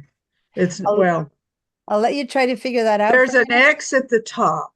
Should I check? If you do the X at the top, you're going to leave VDI, and I need you to stay inside well, of that's VDI. what I'm thinking. So, All right, so just hang in there. I'm going to start talking. Do the work you need to do inside of VDI. If at some point, when I need you to see me again, let me share my screen one more time. Did that pop in to you somewhere? Do you see my share right now somewhere? no, well, it's probably behind this VDI screen. Okay, try using your taskbar. See if you go down to the taskbar and if you can switch to Zoom or to something else. All right. For people who met me yesterday, Marisa, Jimmy, and a couple of other people, yesterday was a very trying class for me because a lot of these technical things started happening, and anyway, I apologize. Things have changed from how they were working to when I was teaching in spring. And then sometimes there's people who need more help than others. And we've already talked behind the scenes, and we're going to hope the next one goes more smoothly. But right now, I just want to get into the applications. If you're having tech support issues, I can help you to a point. Then after that, in the first email that I sent, that Santa Barbara City College student tech support, that's the place to go find out how to use Zoom or VDI efficiently so that you're ready to use it in class. I'm going to do my very best to support you. But Margaret, you said you had purchased the applications, right? So they I'm should pretty be, sure I did. Yeah. I'm not sure so they how. should be running and on your screen, and I'm going to go ahead and give you a hand with that. And Anita, you said you purchased them, but they are not going to be available for you until next week. So even if that means that today you need to watch and not do, both of you have the applications on your computer, so you won't need VDI later. Juana will need VDI because she didn't buy them and she's already in and working, and same with Tao. Okay. So I'm going to continue with the class and hope that you can get your applications installed and up and running. Or Margaret, I can stay with you after class today and help you locate those applications that you think you already downloaded and see if we can get them to work. Okay. So Well, the I don't wanna- applications, can you hear me? I think I used the Santa Barbara City College email, not my email here. So I guess it just Yeah. goes on a different browser. it goes down to your pipeline. So bear with me. I'm going to keep going with the class and I'm going to help you after class. Okay. Because otherwise it would have been good this week to know what was or wasn't working since I sent you the email to now. And now I am going to help you after class, which means you might need to watch for a portion of today. And maybe during the break, when everyone's on break, I can use my break to help you. Okay. So just don't Sounds leave the good. Well, class. I hang in just there. got out of the VDI and Yeah, I'm because I'm you bought it. So it's there somewhere on your computer. We'll figure it out. Okay. So guys, here's digital design techniques. What is it for? What would you use it for? What would you want this class for? What will it teach you? What will it not teach you? Just to make sure you're in the right space, in the right location, and that we can have an idea of what you want to do. I like to tailor my class to the needs of the people who are in class. Some people are making have a business and they're trying to make their logo. Other people are making books. Other people are making flyers. Other people just want to know more because their job requires them to know how to do digital imagery now and then, and you're not really sure what, but you want to know more. Wherever you're at, like why you're here, I'd love to know in a couple of words, right? You don't need to give me your whole history, but just, are you doing a specific project, or are you just here to learn, or do you have things that your job needs you to know to do and you want to know how to do? Okay. So I'm going to kind of call on to you and just give me a slight rundown of why you're here, and B, do you know any of the Adobe applications? Have you ever used Photoshop, Illustrator, InDesign, which are the ones that we're going to learn, and Bridge? Or is this all completely new to you? Or do you know one of them but not the other? It's okay to be wherever you're at. I just want to have an idea. Okay. So I'm going to go ahead and I'm going to have everyone raise their digital hand, and whoever raises it first goes first, and I'll let you guys choose if you want to go first. Raise your digital hand and give me a little rundown, just a short rundown of why you're here. Okay, so Margaret. I just want to learn the programs. I like design, and my girlfriend wants some business cards, so Oh, perfect. We'll- Good reasoning. we'll do that. All right. And I will add things to what people say. If you just want business cards, and I'm not minimizing that, business cards are very useful, but there are easier programs to use. And again, I'm not saying this is the way to do it, but there is the possibility of me saying, depending on what you're up to, this might be too much. These programs are the professional programs that allow you to do just about everything under the sun that you're interested in doing. And for some small things, there are easier programs to use. And I won't say that you need to go to those. If you learn how to use these, the others will be so easy for you to know. It's harder the other way around, like when you learn the easy ones, which is Marisa's situation, and then you try to learn the good ones. So I invite you to stay here if all you want is one thing, because whatever you learn here, you'll be able to apply to your easier program. Okay. But on the other hand, it's great to learn everything you can about everything. And so, yeah, Margaret. What about like Constant Contact, where you have a list and you can send it out? Will any of these programs allow that? No, that No. is a specific program dedicated to managing your email list, your clients, and what you send and you don't send it. It's got nothing to do with design. Yes, Okay. inside of Constant Contact, you can design a basic email, but it's not, it's a complete different application. So good question. All right, Juana, what up? I just want to expand my skill set. And this is completely new to me. So I'm the new kid on the blog. Okay, awesome. Thank you. Marisa? Yeah, I work in communications for political candidates, so I do a lot of design and I've talked about this before, but I'm trying to graduate from Canva. And I love design and I'd love to do it long term, so I'm just trying to level up. Yeah. And for people who don't know what she just said when she's trying to graduate from Canva, Canva is one of the programs that I mentioned where things are easier to do if you just want a flyer, a business card, something for a political campaign that needs to go out by email. It is easier, but it is limited. And you get to the point where you want to know more, which is where Marisa's at, that you need to know the big guns. And these are them. This is the place where you learn more. Okay. Great. Thanks. Jimmy? Yeah, I work in the athletics department here at City College, and part of my job will be creating graphics, social media graphics, brochures, flyers, so print and digital materials. Mhm. I've done a little bit of work in Photoshop and a little bit in InDesign, but I want to get better. Perfect. That's great. I look forward to seeing cool stuff made by one of my students. Awesome. Tao. Hi. So I work in design, doing fashion sketches, and I'm pretty familiar with Photoshop because I took a class before at SVCC, and then I think I want to learn more about Illustrator. I kind of use it, but not very good at it. And then, yeah, the rest probably I don't know anything about InDesign. So I would love to Okay. learn more. Perfect. Thank you. The first thing you said, did you say fashion or what did you Yeah, say? fashion Okay. sketches, But like like class sketches. designing sketches, like designing a dress, for example, like the Yeah, actual. Okay, got exactly. it. Yeah. Perfect. I didn't know if it was advertising for fashion or the actual Sketches. designs Yeah. themselves, sketches themselves. Yeah. Okay, perfect. All right, Nick.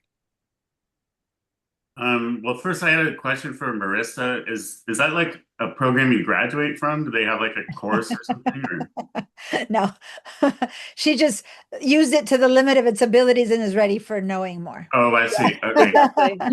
Yeah. Yeah, I mostly just Oh, Uh-oh. hello, Nick. sorry about that. Oh, that's okay. Yeah. I work for a small company and I'm kind of like expected to be an expert in all trades and because we have a small budget. So, but also I just want to, like somebody else said, expand my skill set. So, and I have a little experience in Photoshop. I know I've taken your course before. I need to like play around with it more on my own and it's more for me on a per project basis, and then I'll try to get into it. So I'm trying to really apply myself this time to this course. That's great. Thank you. Nick sometimes takes the class full on and sometimes he is working. And so he listens in halfway and he slowly moves up in his skills. And that's why you're saying that right now. But thanks for always learning a little bit more and sometimes a lot more, depending on how much time you have for the class. Thanks. Bob. Oh, I'm a photo guy. And so I have exhibitions and stuff, and but I found it much more satisfying to actually produce books. I don't care about making greeting cards or anything like that. I just want to and so yeah, I know I have a little bit of information about Photoshop. Lightroom is where I spend all my time, and yeah, I mean I use Photoshop to kind of extend somebody's toe that I chopped off, but that's about the extent of it. And but I'm going into like a blurb books. I use either what's it called? I usually use the Lightroom book format, or there's a blurb makes things. Anyway, so sometimes dealing with covers, I have to do stupid type things, and it's a pain in the ass. So that's why I thought maybe it'd be nice. I don't know whether this is a really a waste of your time. But All right, uh, we'll find out. We'll find I out. got a shit ton of stuff, and All right. So yeah. here's the thing. Expanding your skill set is not a waste of anyone's time, right? And that's what, Mick mentioned, what Juana mentioned.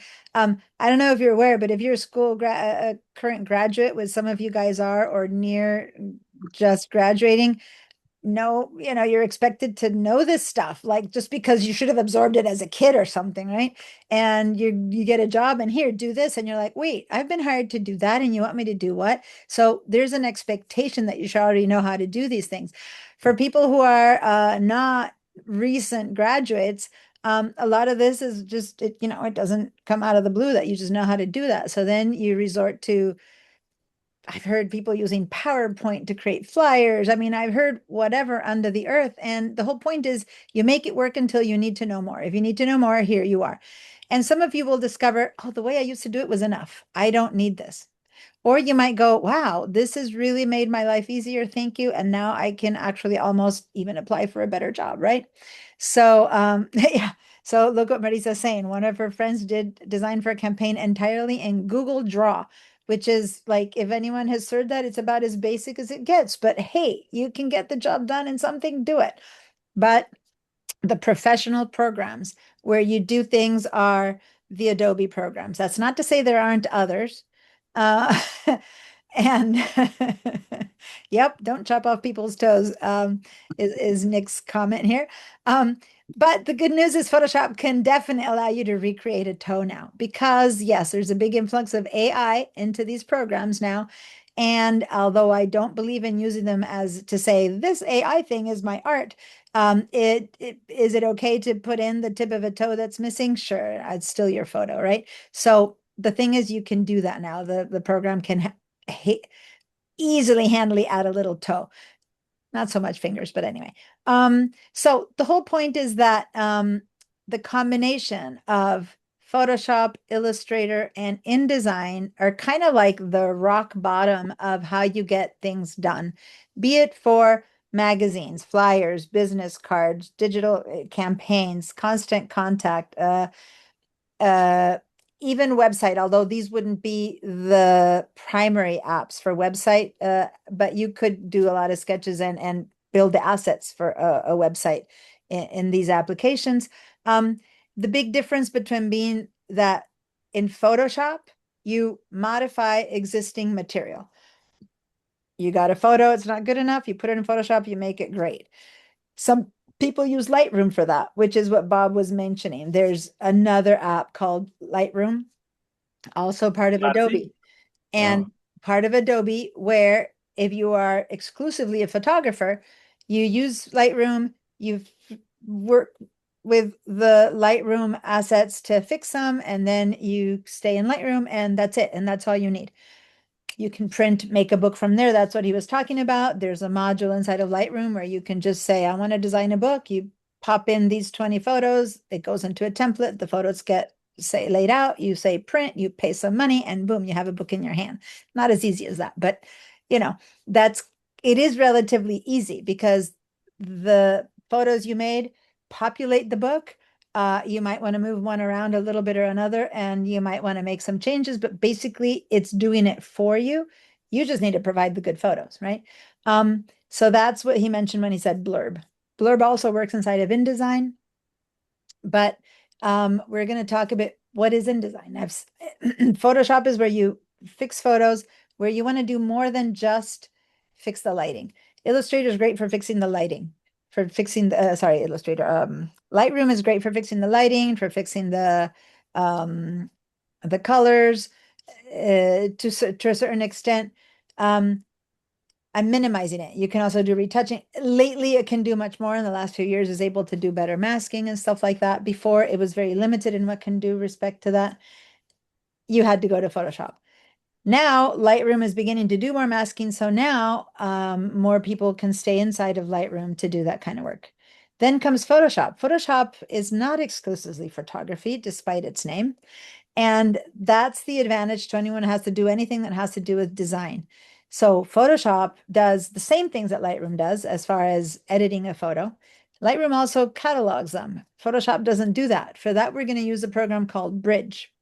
So we're going to be using Bridge and Photoshop, Bridge and Illustrator, Bridge and InDesign. Photoshop is, we're going to use it for photos. It can also be done to make paintings, illustrations, text. There's so many things Photoshop can do. We're going to amazingly use it for photography. Illustrator is what we're going to use for creating stuff from scratch. What do I mean?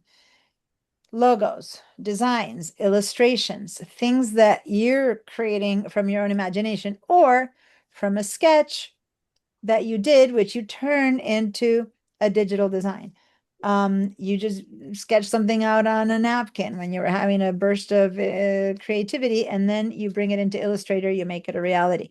So Illustrator, as opposed to Photoshop, starts from yourself. The Photoshop, of course, would start from a photograph, which you could have created or someone else could have created, especially if you're designing for a campaign or for, you know, for the school's athletic department. You probably didn't take the photo. You've been given the photos and you need to make them better so that they look good in the flyer, so that they look good in the campaign, right? So, and then comes InDesign. InDesign is where you put it all together. InDesign is the program where you create that template, so to say. InDesign is where you lay out the flyer the way you want it to be, the book, the business card, the mail. I'm going for what you guys said that you're up to. Maybe in Illustrator, though, you created a sketch on paper and you bring it into Illustrator and you trace it in and it becomes a digital design. And then maybe you put that on a portfolio to show the work that you've done. Whatever it is that you do, Illustrator, you create it or you bring it in from reality and turn it into an illustration. Photoshop is your photos, and InDesign is where you lay it out. It's like what used to be called desktop publishing, so to say. You know, you lay out, you create the template, you create the piece, and then you bring in your assets from Photoshop, from Illustrator, from Lightroom. If it's going to be an interactive piece on screen, you might bring in video or sound. And then that's where you create that final piece. Does that make sense? So it's kind of like the center of the is where you put all the stuff that you made in other places and you put them together. And then you need to decide, okay, is this going to be something that I'm going to make an exhibit? I'm going to have this on the walls of a gallery. Am I going to have it in my webpage? Am I going to have it as an email? I'm going to have it as a business card. Where is all of this going to be published? What's the output? So it's that output that we're going to have to learn. What's the way to output this correctly for this or for that or for this third thing? Is it going to be social media? It has a different way of outputting it than it's going to be for a book, right? So that's the kind of stuff we're going to be learning in this class, how to handle all these digital materials. You're not going to become an expert in Illustrator and you're not going to become an expert in Photoshop. There are Illustrator and Photoshop classes for that. You're not going to become an expert in InDesign, but you are going to understand how InDesign works. And I'm going to focus on everything that make ends up in InDesign because that's the only one that we don't have an individual class of. And we're going to be learning how to handle text and all the modifications that you need to make for a piece, how to create that template, how to send it to the printer being the person who prints 300 books, or printer being your little desktop printer, depending on how you're going to print it, or on the internet where you're going to have someone print out postcards for your event. How do you finish your material? How do you finish your stuff to get it to look good in whatever output method you're looking to put out? Okay. So that's the process of this class, understanding what is needed to create a final piece, creating those pieces and putting together that final piece and then outputting it into the correct environment, so to say. All right. So that's the main gist of this class. If you have any questions about, am I going to learn this? I'm going to learn that. This is a great time to ask me. And then we're going to take our break. And then when we get back, we're going to open up all these programs that I'm mentioning and we're going to start doing something with them. So Bob, your hand is up and Margaret's is up. And if anyone else wants to That's raise from their hand olden up- times. What? That's from olden It's times. from before. Okay, good. This is what I called an old hand. It was still up and we didn't bring it down. Margaret? A couple of questions. Your fall classes, can we continue on with this in the fall Yeah. for, I guess, credit or no credit? No, if my class is no credit. Okay, What you'll see, maybe less so today. Some of the people here were in my Photoshop class. A lot of the people who take my classes will discover that there's a layer of what you can learn in so many meetings. And then a lot of people will take them again. Because then like the first stuff you did, and now you want to know more. And even though it's the same class, every time I'm using a different experience, a different example, we're talking about different media. So there's more and more to learn, and you would have to repeat the same class, but it's still a non-credit class, and it's still for your knowledge and your understanding, but it's not like you're going to get a degree out of this. You'll get a certificate out of this if you take all three of the classes that we're talking about. You'll get well, Photoshop and digital design techniques gives you a certificate. The Illustrator is technically optional, but it's ridiculous because we're changing the design right now because that's actually one of the necessary ones. And then you get a certificate from City College, but not a degree. Okay. can you download this stuff into your email, the stuff that you design and make through Illustrator, let's say, or Oh, yeah. through, yeah, okay. Yeah. So what we're going to do is you're going to have everything that we make, you're going to be able to keep it, yeah, in your own computer. If you Okay. want to send it or not send it to someone, that's fine. But as far as email, some of the things we're going to do are not emailable because the files are too big. So that's different. So as far as the work you do in class, yeah, you can do whatever you want with it. It'll be your work. But we're not going to be working on your own materials, and this is important. In class, we will all work with one set of materials that we will create things with, from which you will learn the process. And the homework between week and week is you doing that which I taught you to some of your own materials. So if I'm talking about how to make a business card, we might make a business card for a dog grooming shop. Then you can go and work on that for your partner's business. Does that make sense? And then you'll post it in the place where you post homework, and then I'll give you some feedback, and then you'll do it again or change it or fix it, and the next time until finally you have a great business card. But it's not the classwork, that's your homework. And then I give you feedback on your own work as we come back every week. And I'll show you now where we're going to post all that stuff. Okay. Thank you. You're welcome. All right, guys. Some of you came in a short time ago and some of you came in from the beginning. So I'm going to do the break now, which is relatively early for the ones who came in late.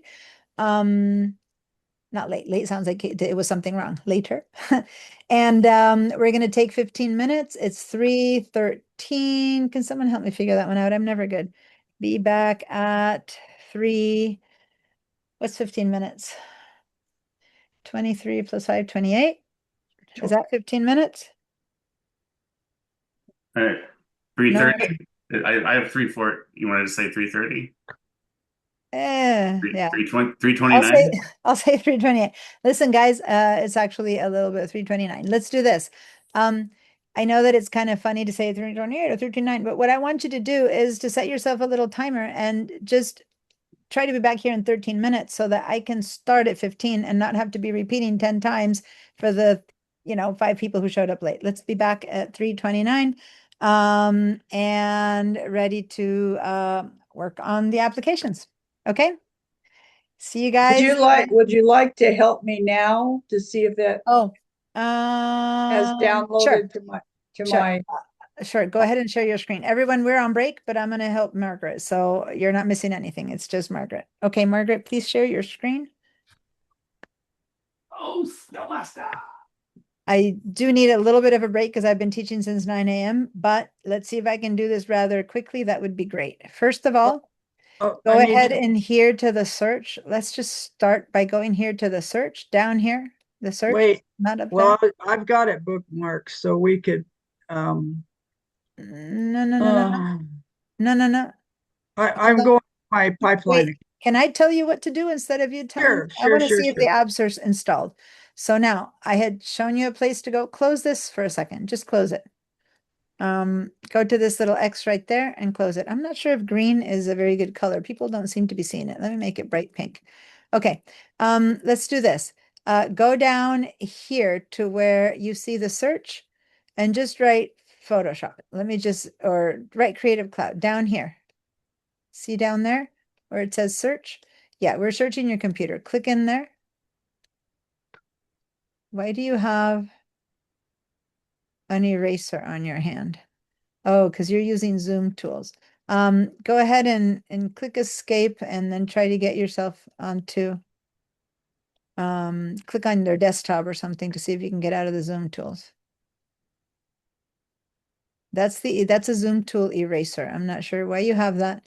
I need you to have your mouse. So, in Zoom, you'll see an arrow above whatever you're clicking, and you need to choose that arrow. So go to your Zoom tools again. See that thing that you have there? That's your mouse. It's looking like an eraser. It's a Zoom tool. You need to get out of that. Now you have a pencil. Now move up to the arrow. And show me your arrow. No, you're still, it's hiding over there. That's your cursor, and it's, there we go. Okay. Now click on the desktop. There we go. Now you can click in there and search. Okay. Go ahead and write, write Adobe. If anything Adobe is there, it'll show up. Nope, you only have Acrobat. Oh, you have Photoshop. Preview, what is that? Click on Adobe Photoshop. Oh, you have Creative Cloud. Okay. Oh, it's the store. Nope, that's not you. Okay, go click here on apps. Click on the word apps. And this is the store. So no, it's not installed. So you don't have it installed right now. That doesn't mean that you didn't buy it. So let's go to your email now. And let's see if you received an email from them. If you purchased it through school, you would have to check your pipeline email to get to it. Do you know how to check your pipeline email?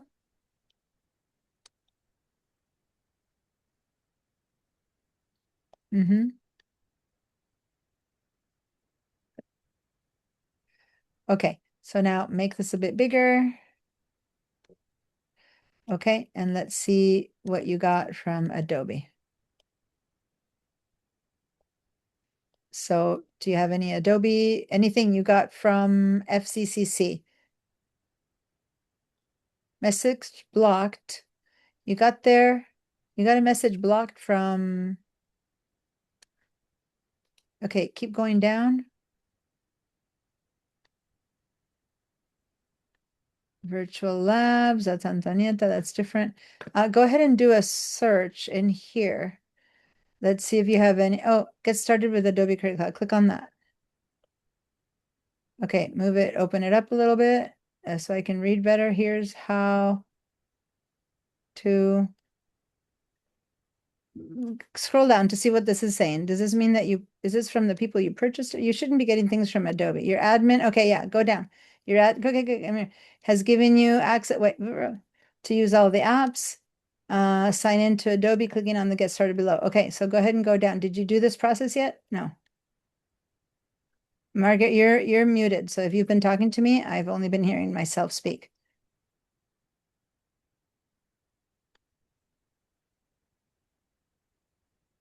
You're still muted. If you're saying something, I don't know what you're saying.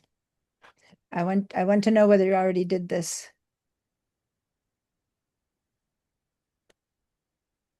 You need to unmute yourself. If you're speaking, I don't hear you.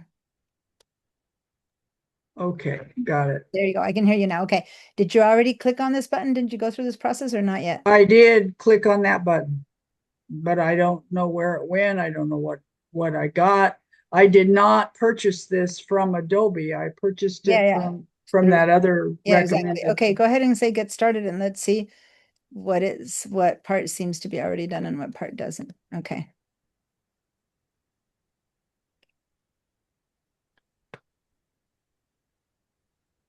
Okay. Explore your plan, go to the desktop apps. Looks like you already set up your account. Go here to this word that says apps, right there. Okay, scroll down a little bit and yeah, you can download. Okay, stop. The fact that you can download them is because yes, you didn't download it yet, and yes, you already purchased it. So click on download so that this one starts downloading. Follow the instructions, scroll down to see. Download not Dollar. working. Restart download. No, that's the question. Is it not working? Restart download. But we didn't say that it wasn't working. It appeared back here somewhere behind this. Now it went to the bottom. So it's not that it's not working. Let's go see your downloads. Go over here, click on that little icon.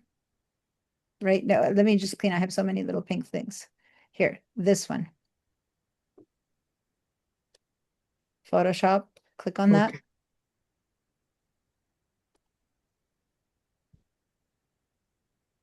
And let's say continue.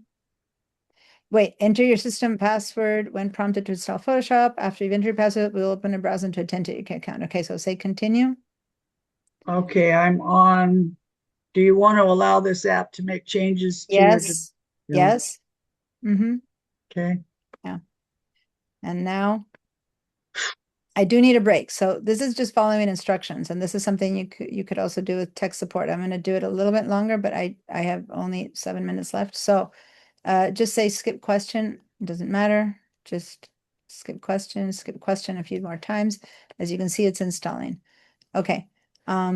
It's almost done installing. It will open automatically. You can edit your preferences there, forget that, and use it to install your other apps. So we're going to do that. Once Creative Cloud has been installed, then we can install your other apps, okay? Are all of these apps part of the Adobe Creative Cloud? Yes, yes. The Okay. Creative Cloud includes all of these apps. So when this finishes installing, then you can install from there Photoshop, Illustrator, InDesign, and Photoshop. So those are and Bridge. Those are the 4 that you need to look for and download. But first you need to wait for this. So I'm gonna if you want to leave it here, I'm gonna go take a break while all of this is happening. And when we come back, I'll try to come back a little bit earlier or not. I might be here at 3:29, but I'll try to be here like 2 minutes before. But that leaves me Well, only 5 don't minutes. worry about it too much. I mean, we can. All right. Then I'll We okay. have 3 or All right. 4 The good weeks. news is that it's all working. It just needs to be installed. Okay. Cool. Thank you. You're welcome.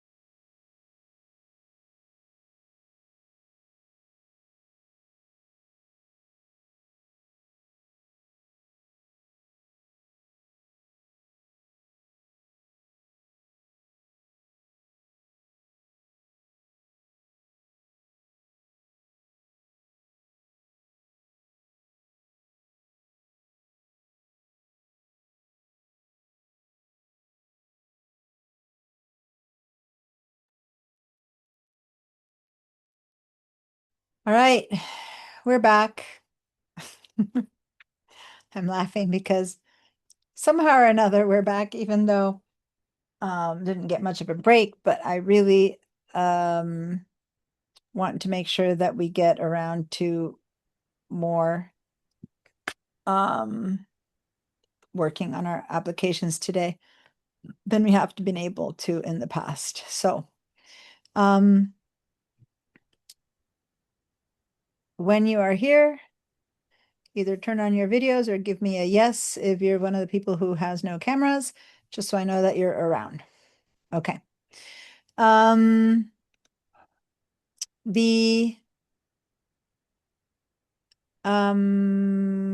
Where is, I was just helping, I don't know, where did she go? She get dropped? I think she got dropped. Okay, we just had, anyway, we were just able to begin installing all the applications for her, so she should be showing up again soon. All right, let's go. I'm going to start by, I explained Illustrator, Photoshop, and InDesign, but what I didn't explain yet is Bridge.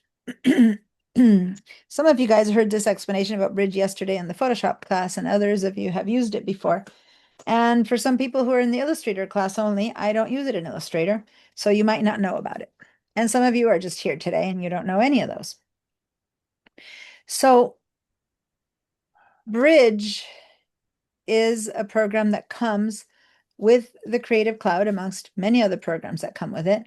And it's the program that allows us to source our material for all of these projects that we're up to.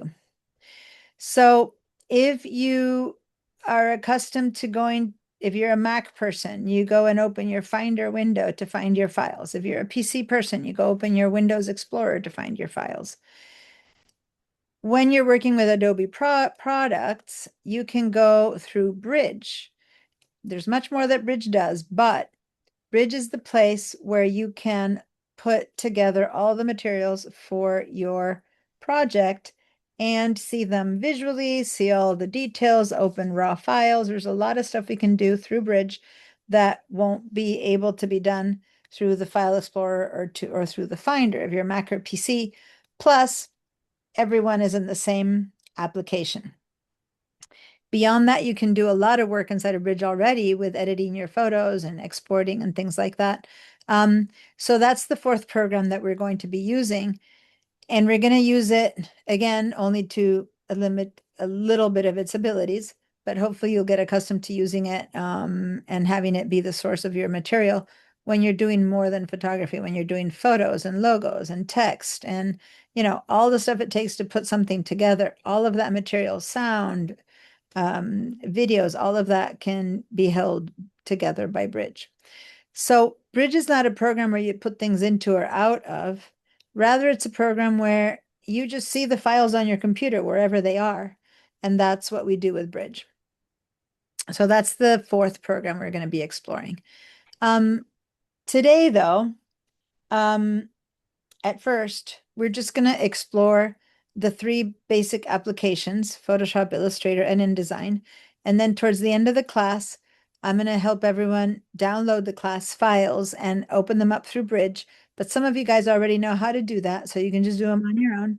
And other people have never done it, and you'll do it with me. And that way we'll be able to let some people go and do it in their own time while I'm helping people do it so that we're all ready with our files for next class. So here we go. So Margaret, I stopped your share. I noticed that you dropped out of the class. Were you able to open the Creative Cloud and install it? Okay, good. You're working on getting the Illustrator, Photoshop, Bridge, those things installed. Do you remember? Do you know how to do that? You're muted. So I heard you say yes. So because I read your voice, but I haven't heard you. I saw you say yes, but I can't hear you. So please unmute yourself if you're going to speak more than that. All right. Okay, so I don't know. all right. So now I'm going to open Photoshop and we're going to start with Photoshop, then Illustrator and InDesign, and we're going to do a little bit of comparison of the features and in what ways are they similar, in what ways do they differ. The only thing is that with Illustrator, we can start from scratch, but with Photoshop, we need to have a file to open. So my question is, give me a yes if everyone knows that they have a photo somewhere around on their computer that they can open for Photoshop. If it doesn't need to be the same one. You have a photo somewhere that you're able to open. If so, I'm seeing some yeses. The only one who might be in trouble would be Juana, because VDI doesn't hold images of its own. So Juana, if you're there, I'll help you do a screenshot and you can open a screenshot, for example, if you need that. So Juana, are you there or not? Anita, I don't see you. I haven't heard you say yes or no, so you might not be back. Here. You're there. Okay. So you might need, do you know how to do a screenshot within VDI? That's the question. I don't know if I within VDI. don't. Okay. So then go ahead and we're going to open Photoshop within VDI, and then I'm going to have you share your screen and I'll give you a hand how to create an image just to have something inside of Photoshop. Everyone else, we're going to open a photo that you have. It doesn't matter which, because I'm going to wait until the end of the class to give you the class files. Just trying to get sooner rather than later to the applications. I'm sharing my screen. If you're on a Mac and you happen to have already all your apps neatly lined up in your dock, just click on it and it'll open. But both on a Mac and a PC, if you don't know how to open or where to open your apps from on a Mac or on a PC, you need to go and do a search for it. On a Mac, you can search for it going up to the very top menu bar and clicking on that little search bar and write the word Photoshop in there. You could also click on this little app that's right next to the Finder and click in there to open that to find your apps. Whichever way you do it, go ahead and write Photoshop, and then the icon should appear to open Photoshop. On a PC, on the other hand, how you would do it is you would go down to your taskbar where it says search and write the word search in there, and that should open your Photoshop. Let's go ahead and give me a yes once you have opened Photoshop, and give me a no if you have no idea how to open Photoshop and you need help, in which case you can share your screen and I'll give you a hand. And this is Photoshop opening up. If it's the first time opening up, it might ask you to, for Juana, it might ask you to sign in to Adobe because you're inside of VDI and you need to use your school pipeline email to do that. For everyone else, you might have a little animation here telling you, ooh, welcome and hi and whatever, and you can just click on the little X on top of that box and close it until you get to a screen like this. Similar to this at the top. Down here, you won't have anything under recent, but you'll have stuff on top. Give me a yes if you're there, and if you're not there, give me a no, and I'll give you a hand. So, Margaret, have you been able to install Photoshop yet? Do you want to share your screen for a second so I can help you work on that? Can you see the screen, or can you see the screen? I thought I hit the share button. No, because you can't share while I'm sharing. You need to Okay. tell me, and then I stop, and now you can do it. We can't both share at the same time. Okay, I'll I'm do sorry. one person at a time. No, that's fine. Where's the So share? it's loading. Edward is open. Nicholas is open. Okay, so Anita, she still doesn't have the apps today. That's fine. And then Margaret, you're almost there. Just give me a share and I will help you do that. Okay. So go ahead and push this into the middle, please. Yep, so that we can see it. Okay, and then click over here into the word apps or the icon for the apps. Okay. The apps right there. Now you moved it, so now I have to do it again right here. You see, do you see my pink? Do you see my pink marker? Oh, you have the I zoom in that spot. Okay, Oh, I see. Okay, I there. got Click on apps. Okay. Right. So this means that you already downloaded Photoshop. While we are talking, see, you already go ahead and also install. Not yet. I'm showing to you. Go ahead and install Photoshop, and then here I see InDesign, and then scroll down and find Bridge, and go ahead and click them. And as we speak, as the class go by, they'll be installing in the background. Okay. What about Illustrator? Yeah, Illustrator is right there. InDesign is right there, and you'd have to scroll down to find Bridge, or you can search here for Bridge. Okay, just press the word install and it'll do it in the background. You don't need to do anything about it. And then scroll up a little bit more so that you can get InDesign and it'll do that. And then after that, we'll just let you open Photoshop. So can you scroll? Go ahead and say next because otherwise it won't let you move forward. So Where's the next button? here, but it might be under your Zoom. Whenever something appears on the right side of a screen, it tends to be hiding because your Zoom is in the way. There we go. Then say done over here because it's kind of trying to teach you how to use itself. Say done over here. Yeah. Okay. And now see if you can scroll down to get the install button on InDesign. There we go. Say install for InDesign. Good. And then see if you can find Bridge, or you might need to do the search. And then that'll all kind of and say Here's Lightroom, which you. no. Do not install Lightroom right now. Ah, Keep going. And if you don't, there, Bridge, install Bridge. Can I hit them before they're installed? Yeah. Just Okay. they'll set themselves up in a row to install themselves. Okay. All right. Then go ahead and say next over here, and then you're ready to go. Okay, let's go ahead and open Photoshop. Say done. So scroll up again for Photoshop and then just say open. There we go. Say continue. And now Photoshop will be opening up. The rest will be keep happening in the background. Okay. So when you open Sounds good. Photoshop, you'll be ready to go.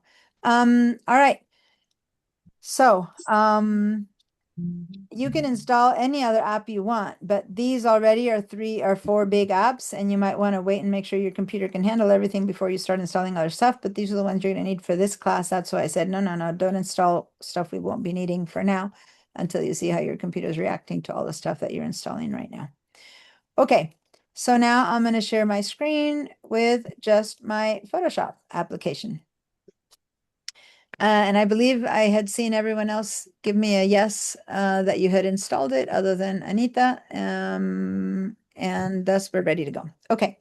So if you have a photograph that you can use because you've used, you've already used one, then go ahead and let's go to open, like anything on your computer that's a photo that you know where it is. That's what I need to know. Then go ahead and hit open. You click on open.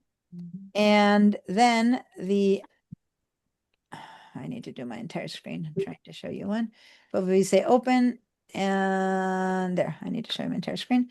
Then if you're on a Mac, the Finder window will open up and it'll say, okay, where are your photos? Go ahead and find me. If you are in PC, it will send you to the File Explorer. Go ahead and open a window, any photo, I don't care what photo you open. That said, I do have photos for us to open later, but for now, I'm just going to go ahead and open something. And if you don't have anything to open, then I can email you something. But give me a yes once you've opened an image. And if you need help with it, give me a no and I'll help you with it. Okay. This is Photoshop opening up with a photograph in it. I'm going to stop that share and help people who need a hand. Normally, we first download class files, but I'm just trying to go around it because most of you seem to have said that you had images. So, Juana, you don't have images in VDI. So do you want to share your screen and I'll help you make a screenshot of something just so you have something? So I have VDI on my other device, so I'm gonna sign in on that's where Zoom. you were here Yeah. before. Okay, so go ahead and sign in and then I'll help you. When you're here twice, I need you to be on the computer that has the applications, which is what she's going to do. Because then if you need help, that's the one you need to show, right? Margaret, do you have any images on your computer that you can open? I've hit the open button for Photoshop and it's not opening. So I don't know what's going on. Okay, go ahead and share your screen and let's see what's happening.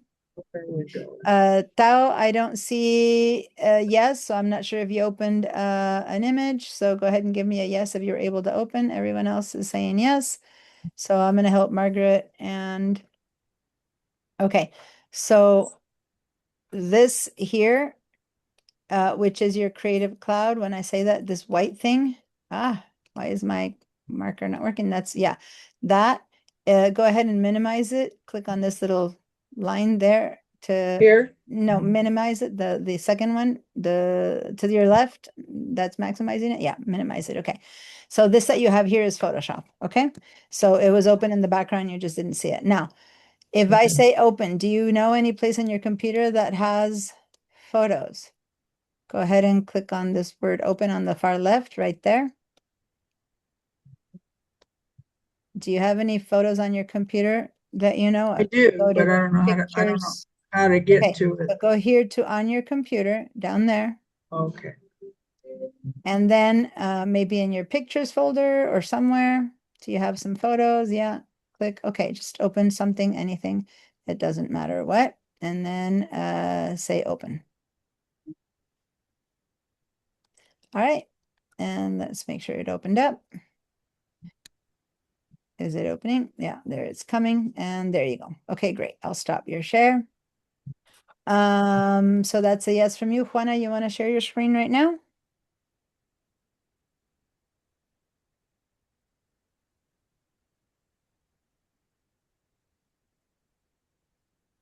You're muted, so unmute yourself so that whenever we talk, I can hear. You hear me? Okay, no, so it's share and then share again. 2 times you have to click on the share. There we go. Okay. So now let's go here, and in your case, first, we're going to have to do some kind of a screenshot to have something to be able to use. So what we're going to do is, and this is going to be slightly more complicated because you're inside of VDI. Here's what you're going to do. You're going to go ahead and open like this here, right there. That little icon that I'm clicking on, which inside of VDI is going to open a browser, and then go and say, I don't know, images, whatever. Go write the word images, and let's go find a photo of some kind and open one of these guys, whatever it might be. Yeah, and now let's do a screenshot of this, okay? You can't download, maybe you can download, but I want to do is do a screenshot. Yeah. So a screenshot in the PC is different. You're in a PC computer right now.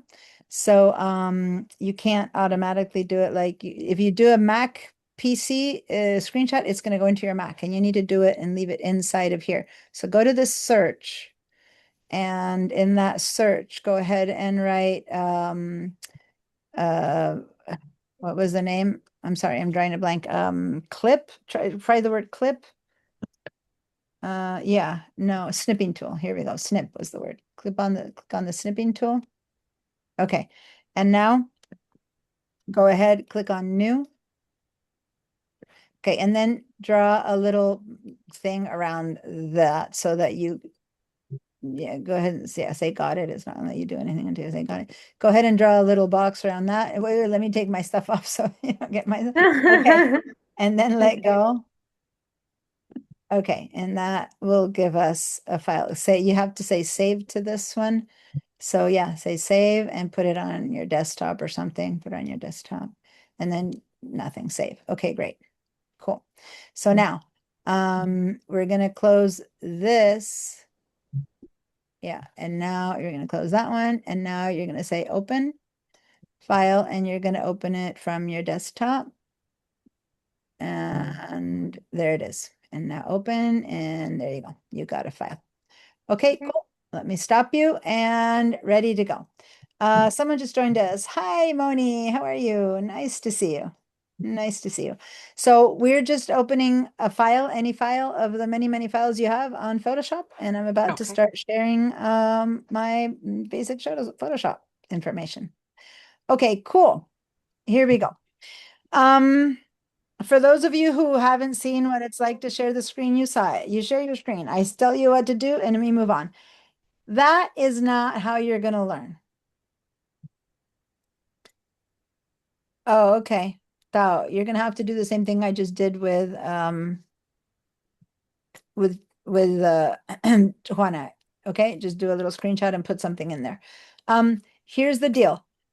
This first day is the only day that I go, do this, do that, do that, do that, because I'm just trying to get us to get the applications open and something working. But from now on, it's about learning, and it's about you doing, and I will support, suggest, and move things around, but I'm not going to be saying, do this, do that, do that, because the next time you try to do it, you won't know how to do it. So now how we're gonna learn is going to be really exploring each tool on the app and learning how to use it in such a way that when you need to use it, you know how to use it because you've practiced it. You haven't been told, click here, click there, boom, you're done. That is not how I teach, okay?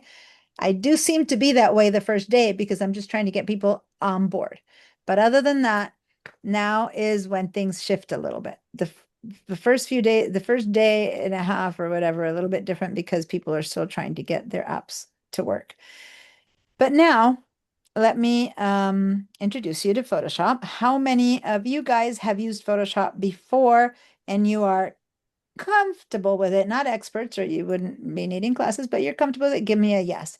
If you used Photoshop before at a minimal level, so yeah, I've used it, but doesn't count to, I'm always confused by it, give me a no. And if you've never used it before, raise your hands. Okay, give me the little raised hand symbol. So yeah, I'm comfy with it. No means I've used it, but not much, or I've never used it as a raised hand. Okay. All right. So we have a little bit of everything and everyone in the class. That's good. Let me, at least I know now who might need a bit more support than others. Here's the deal. When the class is up and running and you have the class files, if I'm explaining something that you already know and it's taking a few minutes, just hang in there and do your stuff. If I'm having you work on some stuff, and Moni, for example, has taken some of my classes multiple times, and those hedgehogs you see behind her, she's done an Illustrator. She still comes to my Illustrator classes, and when people are making a smiley face, she's making a full-fledged hedgehog. And that's what I want you guys to do. Those of you who are a little bit more advanced, don't just dawdle. Show me more, do more with the same materials that I'm doing with some people, the basic stuff. Does that make sense? And or open a second image and you'll have many images to work on, and then repeat the tool I'm using that you've already finished, repeat that work on the second one, and then something new might come up because different images need different kinds of work and you might learn that extra bit. Does that make sense? So now, let me first have us all set our program to Scratch, where all of us will be using the same tools. What I mean, when you use Photoshop in the past, and about 5 of you or more, most of you, except for 2 people, have used it in the past, you might have already put settings in there that are different than the basic settings. And to start the class, I want all of us to have the workspace with the same settings. So the first thing we're going to do is equalize our applications. And over here on the far right, top right of Photoshop, you will see an icon that looks a bit like this. It's just a little rectangle, right? And that's the workspaces rectangle. That workspace is where if we click on it, we get to see, sorry, I need to move this over to the right for you guys to see that. We get to see that there are many different possible workspaces to use. You could be using photography, and then this is how it's going to look. You could be using graphic and web, and this is how it's going to look. You could be using, motion. Yep, you can do video, you can do animations in Photoshop. So every one of these choices, your whole workspace is going to change. I want you to use essentials. And then, because you might have used essentials and it's different than others, I want you to go back and say reset essentials so that your essentials goes back to the basic settings and we all have the same settings.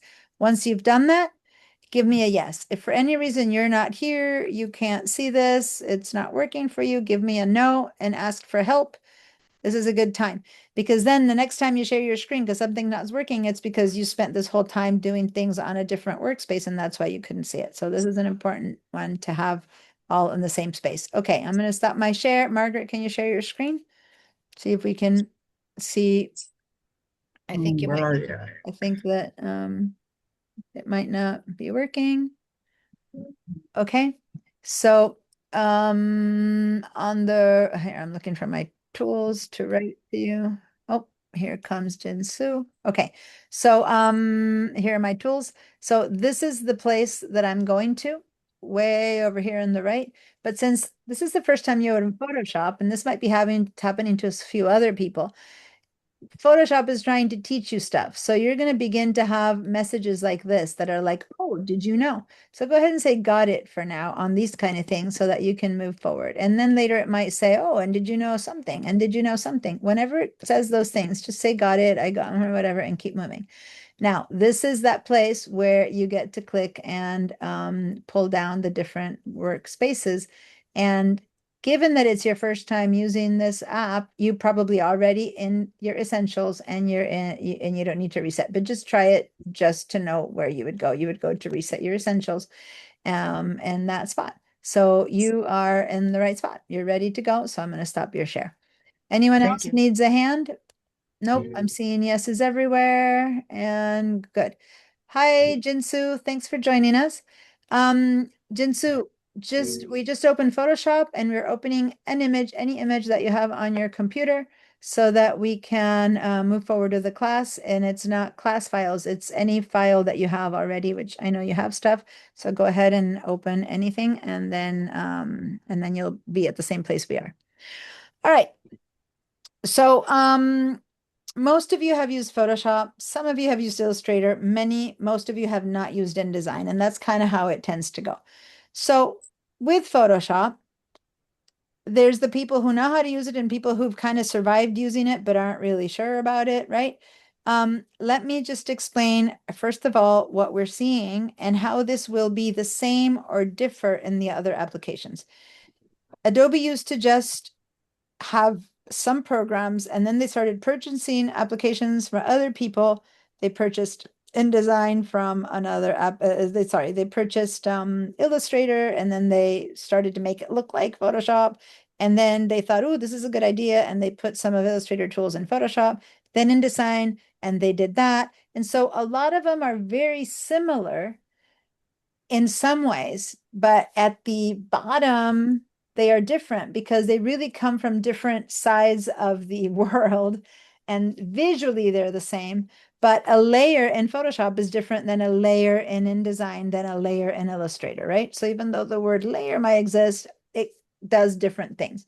So let me show you the similarities. First of all, the main set of tools is always to your left. To your left, you have a tool that you're going to use. So say that the top four-sided arrow is your selection tool. It's also called the move tool. So for those of you who were in my Illustrator the other day, this is equivalent to the black selection to an Illustrator, but in Photoshop, it's called the move tool. And if you hover over it for a little bit without clicking, lo and behold, Photoshop gives you a little animation. We can ignore these animations, and if they bug you later, you can turn them off. But when you're first learning these animations, it's like, okay, I don't know. I wonder what the move tool does. If you go over here and you click play, it'll give you a little video and show you how to use that tool. The move tool is an essential part of Photoshop, since allowing you what to I'm doing right now, I don't necessarily need you to listen to that video, but that's how you can go through all the little tools that have videos and figure out how to use them. Okay. So now we're going to click again. How do you get rid of this thing if you don't want to hit the escape key? Do you need to finish it? I don't know how it disappears. Close this little window. There you go. So if you had this little animation pop up, then you need to close it. When you hover over the next one, there's going to be an animation, et cetera, et cetera. Not all of them have animations. Some of them just kind of give you a little, let me see, one that might not have an animation. I'm going to hover for a second. They've kind of put little videos on everything, it seems, lately. Yeah. So anyway, if these bug you, just ignore it by moving on to the next thing or by clicking on the tool, and then the animation won't come up. Or it used to be animations, now they're videos. They just won't come up. But use them when you're not being taught by me to find out what these tools can do. All right. For now, all I'm going to say is if you hover over a tool for a long time and it shows up, just ignore it, click on it, and it'll disappear, because when you click on the tool, the whole little video disappears. Okay, now, what do we do with this tool? At first, seemingly nothing. If you tried to use this tool on this image, nothing happens. I'm going to click and drag and you get this message saying convert to layer. Go ahead and say cancel. What do you mean move if it's not moving anything, right? So let's say cancel again. You can't move something at first because the image comes stuck to the canvas. What do I mean by canvas? In Photoshop, the page that we're looking at is called a canvas, as in an artist canvas. And when you first open Photoshop, all images are kind of glued to their canvas and they need to be unlocked. So over here on the far right, where it says layers, you should see a little tiny preview of your image. And on the far right of that, you'll see a little lock. Go ahead and click on that little lock for a second. And now, instead of saying background, now it says layer 0. You have just created your first layered file. A layered file now is a file where you can have many layers. Imagine a collage with many little layers, or 3 or 5 or 7 pancakes, one on top of the other, and each one can be moved around. Now you have unlocked it from its moorings and you're able to move this image around. So with that first tool, when you unlock it, now put your mouse on this image and just drag around, and what you will see behind the image is the way Adobe shows transparency. This means there's nothing there. And there's a little grid pattern, but what it means is nothing, emptiness, okay? All across Adobe, when you see this grid pattern, it means nothing. And if you were to print this, you would be printing an empty piece of paper in this area. It'll just be the white paper, and then the image will just be this little piece, okay? Let's pop it back in, and you'll discover that it's not that hard to pop it back in, because when you're getting close to where it should be, it's going to kind of snap itself to the corners, right? And when you snap it back into the corners, you're going to see these pink lines that appear and that disappear once they're snapped, and it'll be like, boom, you snapped it to the top, and then boom, you snapped it to the left, and then, ooh, I went over too much. Then you go boom, and you snap it again. And if you let the mouse kind of guide you, soon you will get 2 pink lines that intersect in the middle. And that means, yeah, you got there, you arrived. That's good. Let go of your mouse. You're back in the right spot. If you were able to do that, give me a yes. If not, and if you have a question, let me know. And Margaret, your hand was up. What's your question? I had a pop-up that said, go back to normal layer, and I hit it. So say and so I could move it around, but now it's got the little frame around it where you can. Oh, yeah, that's true. I forgot. Most people would have that little frame you're talking about. Yeah. Like that. Okay. Thanks for reminding me that I already turned that off and it should be on. By default, that thing that says show transform controls are on. I particularly have many reasons to explain to you why that is a horrible tool. And I will just tell you at this point, unless you love it and you're accustomed to using it and you want to keep it going, I'm going to say, go up here and say, unclick show transform controls so that that doesn't show anymore. I'm sorry, I unclick what? Show transfers? Oh, I got it. Turn it off, and then you'll have those gone. And I'll tell you why as we go along. And when you take my Photoshop class, I go much more in depth as to why something is good or bad. But right now, all that matters is just turn them off, unless you, for some reason, tend to use it as a tool all the time. And you're like, oh, what do I do instead? In which case, I'll explain further, or ask me in Photoshop class. But right now, all that matters is that what you are using up here is a toolbar that will constantly change according to the tool that you're using. So right now we were in the move tool and we were able to turn on and off feature that is part of the move tool. If I move down to the next tool, see how this toolbar completely changed and it doesn't say transform controls anymore? That's because this bar that's up at the top is the way that I modify the tool I choose on the left. So the way you use Photoshop is you choose the tool you want, you modify it to work the way you want, and then you apply it. You choose this tool, you modify it, and then you apply it. You choose, say, this tool, you modify it, and then you apply it. Does that make sense? So this toolbar will constantly be changing depending on what tool you have chosen to use. It'll never be the same, all right? Unless you're back in the same tool. So we start with this one, then we work our way to that one, and then we work our way to the right side where we have all the different control palettes and palettes that allow us to do even more than what this palette, this pattern, this bar here can show us. On the left side, we choose the basic tool. Let's go choose, for example, a paintbrush. There's so many brushes, many things that look like brushes here and there. So what if I want the right brush, the correct brush? Well, the easiest way to do that is to use the brush's shortcut, which is the letter B on the keyboard. So if I am on the move tool right there, and I want the brush, I just tap the B of the brush tool, the B for brush, and now you will be on the brush tool. You see that? Or tap the P for the pen tool, and boom, now you have a pen. Or tap the M for the marquee tool, and you will be in the marquee. Now, where do you get these? How come I just happen to know them? Am I magical? Well, no, watch. If you hover over this marquee tool, that little video that I told you to ignore is also a place where it tells you the rectangular marquee tool is the M. That's that shortcut that I'm talking about. If I hover over the brush, that's the brush tool to get it quickly. You see the B. You see that? How to find the letter to pick up the tool?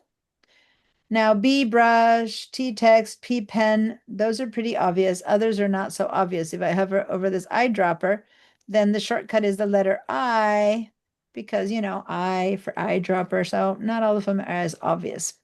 All right. So now let's go ahead and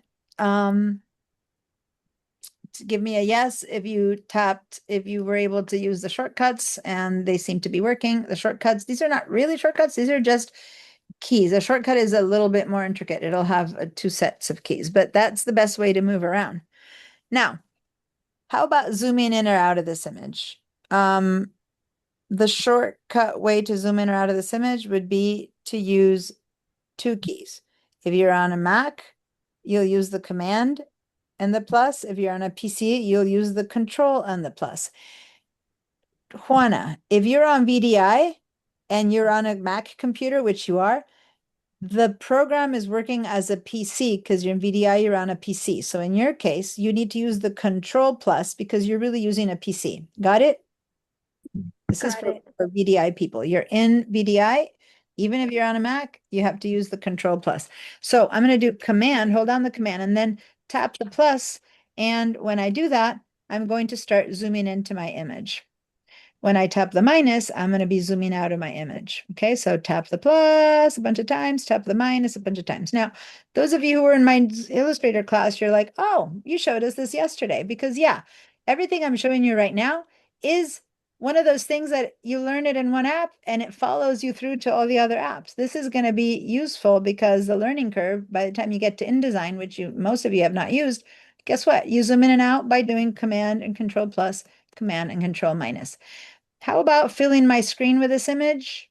Who remembers the shortcut from another class? If I just want to fill my screen again, what shortcut was it? Do you remember from yesterday, some of you guys? Or Marisa wrote Command 0. Yes, hold down the Command or Control if you're on a PC and tap the number 0. What happened to Option? I thought it was just, you just hit the Option key and used your mouse. There's Control, Option, and Command are all 3 different tools. And sometimes you use Option for something, sometimes you use Command, sometimes you use different apps. Alt for the PCs. Here you just use Command. Command plus, plus, plus, plus, plus, plus. Keep doing plus, plus, plus, plus until you start seeing the pixels. All right. Give me a yes if you were able to zoom in and zoom out. Give me a no if something's not working. And then I see 2 hands up. So yeah, Nick. I just noticed that the ruler changes. Is that like applicable to how I would print? Thank you. I haven't turned the ruler on for anyone yet, so that's a good one. Go ahead and do a Command R and you will turn on rulers. So let's do that, Command R, and now you have some rulers on if you do have rulers. Oh, how come my ruler isn't showing? Oh, because I'm so zoomed in. When you're so zoomed in, the ruler doesn't show itself. I'll show it to you guys in a minute, and I'll talk about the rulers. But Command minus and command plus, at some point you will start seeing pixels. Let me first get to Margaret's question and then I'm going to talk about pixels. Yes, Margaret? I'm getting a message. Can't use the tool because no layers are selected. Okay, you're probably not, you're trying to move or something. Don't bother moving. Move back. Go ahead and say okay to that. Say okay, right? And then go ahead and do the command plus command, or you're a PC, control plus plus plus to zoom in, control minus minus to zoom out. Okay? Okay. Well, And I then- went, so I don't need to have a tool. No, you're in the zoom, you should be in the first, in the move tool. So in the move tool is the only one, it's a weird name. The V is a letter for move, V. And it's same as Illustrator, the black arrow for Illustrator. Those of you who don't go to the Illustrator class, we're going to be using Illustrator in this class too. So when I say things like that, just keep your ears open. But then when we open Illustrator, you'll see it yourself. But the basic tool that we always go back to when we're not on something else should always be the move tool. And the shortcut for it is the letter V. And then you can do the command plus and command minus or command 0. Should I go to the little home box? Because I have the paint tool up right now. Yeah, not And the it- home box. Right under that, the four arrow tool, that is your move tool. I've got two little arrows. Is that it? Yeah, the double-headed arrow, it's like 4 arrows. That's the move tool. Okay? Okay. And I'm not getting any videos on when I It's run okay. down. Okay. It's okay. All I right. don't care about the videos. It's better if you're not. Once you're moving around, you don't get it. You just need to Oh. sit there still before you get it. Okay. Just practice the shortcut control plus plus plus, control minus minus minus, and then control 0 to fill the screen. And then now everyone should be very zoomed in, control plus plus plus plus plus until you're seeing the pixels. All right. Pixels. This is what makes all the difference between Photoshop versus Illustrator and InDesign. So I'm bunching them up. Photoshop versus Illustrator and InDesign. Someone has music in the background somewhere. If that's Alexa, stop. you mute yourself. Okay, there we go. Oh, it was you. Good. I'm You have- sorry. You have an Alexa in your life. That's good. All right. When you take a picture with a camera or with your phone, or if you scan something in with a scanner, those are all images created based on a format that is going to be a whole bunch of collections of pixels. And that image is going to then look like in a photo or whatever it is that you scanned in.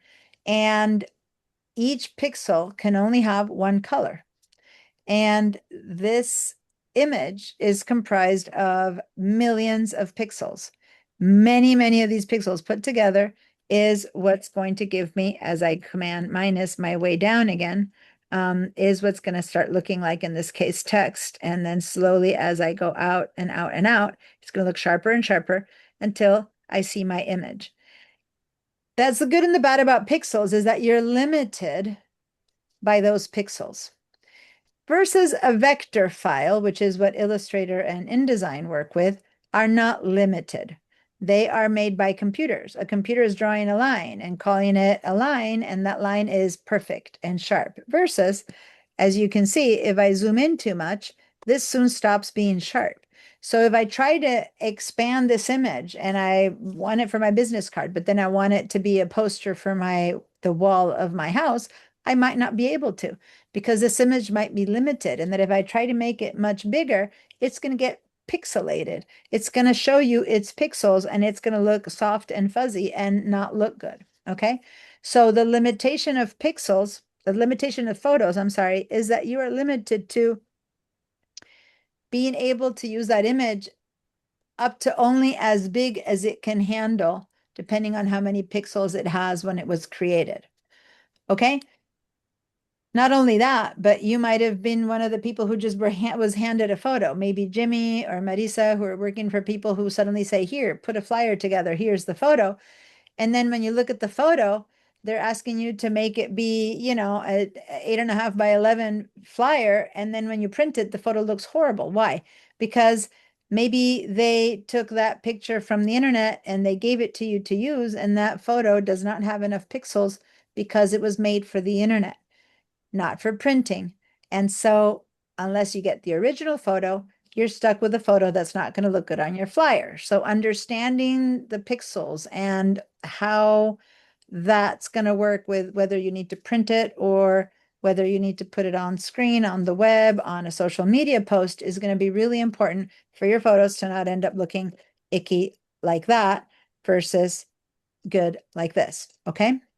So that is a big part of what we're going to be teaching you, understanding everything that has to do with resolution, which is the word that I haven't said up until now, but understanding what resolution you can print things to based on a DPI, PPI, all that kind of stuff. If you've heard it before, you know what I'm talking about, and you're confused by it, or you're good at it, or you've never heard about it. That's going to be a big part of this conversation to know, is this image, use this image, says your client, says your boss, and you're like, okay, how do I know if I can use it and for what?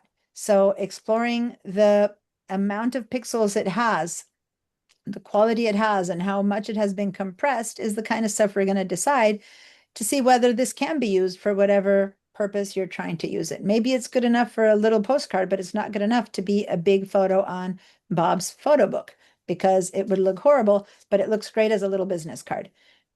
Okay, so that's the kind of stuff we're going to be learning with in this class about Photoshop. Versus we're not going to be learning so much how to manipulate it and look at perfect. That would be the Photoshop class. In this class, we're going to be learning about, well, how do we figure out how to make this photo be okay for the product that I'm needing it to be used for? Does that make sense? All right. So the main thing I want you to learn right now in Photoshop is that on the left side, we have our tools. On the top side, we modify that tool. And then on the right side, we keep doing more stuff to it, basically, because this left, top, and bottom is going to be how all of three of these applications are going to work. You're going to have Illustrator and InDesign are going to work the same way. Main tools on the left, big palettes on the right. And then over here, there's little things hiding that if you click and hold, things pop up and open up and close down. When you click again, open and close, open and close. We're going to use that. We're also going to use these tabs to bring up and operate different palettes of what we're looking to do. Properties, adjustments, libraries, you know, that kind of thing. Channels, paths, layers. We're not going to use all of them, but that's the same format that all these other apps are going to be using. Okay. There's one more tab that I haven't, palette that I haven't talked about, which is this guy. Have you seen this little thing that's floating around? Down here on the left side, you can grab it from its left little line and drag it to move it up or down or around. Go ahead and put it somewhere in the middle for a second so that you can explore it for a second. Give me a yes if you all found it. Some people might not see it, and it might be that it's kind of disappeared. If you haven't seen it, I'll help you see it. Okay, Nick, you don't see it. Okay, there's many reasons why it can disappear. Let me actually hide mine. If you don't see it anywhere, that's the contextual bar. The quickest way to pull it up, if you are seeing some gray space around your photo, this space here, is to just say right click and show contextual taskbar. Everyone, let's try that. As long as you see gray. Now, if you are zoomed into the image and you're not seeing gray, that's not going to work. So you need to go command minus minus minus enough that you see some gray. Then go to these three dots and say hide bar. And then right click and say show bar. We're going to be using the right click a lot. This is a time to find a way to make sure that everyone in this class can use their right click. So if you don't see it and you don't have it, then you're in this mode. You don't see it. So go command minus enough that you see some gray outside of your image, either side, and then do a right click and say show contextual taskbar. If you already saw it, just click on the three dots, hide it, and pull it up again. Okay? I want to make sure Yeah. that everyone has it and has been able to disappear it and reappear it. Give me a yes if you were able to turn it on and turn it off. Yes, Bob? No. Usually there's a little checkbox that I hit, but Yeah, there's it's another place not for it. there. There's another place for it. Yeah, That's but the shortcut way to get it. But there's but some I people hit who, the yeah, hold on. There's two people who said no. You're saying no. I'm going to show you another way. And then Jimmy's hand is up. So hand in there. If that didn't work, I'm going to show you another place to get it. And then I'm going to get answers. But to show the other way, I need to share my entire window. So let me share my entire window. And I'm going to show you what the other way is for picking it up. So say that that for any reason isn't working. Then notice that this is where Mac and PC differs. On the Mac or on the PC, the toolbars, the menu bars on the top are in a different place. On the Mac, they're going to be at the very top of the computer. You're going to see them there. On the PC, you're going to see them right here, where here it says Adobe Photoshop on a Mac. On a PC, you're going to see over here the word window. So for PCers, look for the word window up here. For Mac people, look for the word window up there. And then go all the way down here to the contextual taskbar, which should not have a check mark on if you don't see it. but and it does click have on a that. check mark on it. Okay, then I'm going to go and help. I'm going to have you share your screen in a minute and help you with that. If that way you still didn't get it, Oh, it's here now. now let me know. Jimmy, and I'm going to, since Jimmy raised his hand, I'm going to go with Jimmy first. That seems to have fixed Nick's problem and Margaret still can't find it. So first, Jimmy, what's up? Sure. Do you mind if I share my screen? Of course, let me stop mine. There we go. Share your screen. Okay. Okay, can you see that? Yeah, I can. Okay, yeah, so I just can't find it. I've gone to You know what? window and I see that I have the Okay, check so mark let's next see. to go Got for it. That seems to be what's happening to Bob as well. That no matter that you seem to be able to see it, it's not there. Go back up to window for a second and let me see. Go up at here, let me go up to where it says workspace. Click on that and then let's reset essentials, which isn't necessarily gonna bring it up, but let's see if Okay. that does it. And nope, okay. Let's go back up. And adjustments, activities, contextual taskbar. Go ahead and try to turn it off from here and on again. Like turn it off first. Okay, and I'm trying to see what else pops in and then turn it on again. Nope. Okay. Bob, that's is what you said is happening to yours as well, right? Mine's okay now, Oh, actually. yours did work this time? Yeah. Okay, go and try to do the right click and see if that works. Hide contextual hide. taskbar and then on. So it thinks that it's somewhere. Let's do this. Go ahead and click on this little icon, which it doesn't really minimize it, but it gives you some space around your image.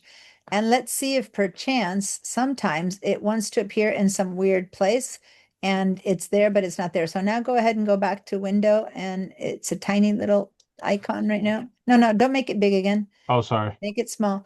And then let's see if you go to window and turn it on and off, if maybe sometimes it appears in some weird part of the I see. window, and let's see if that's happening. So turn it off and turn it on again.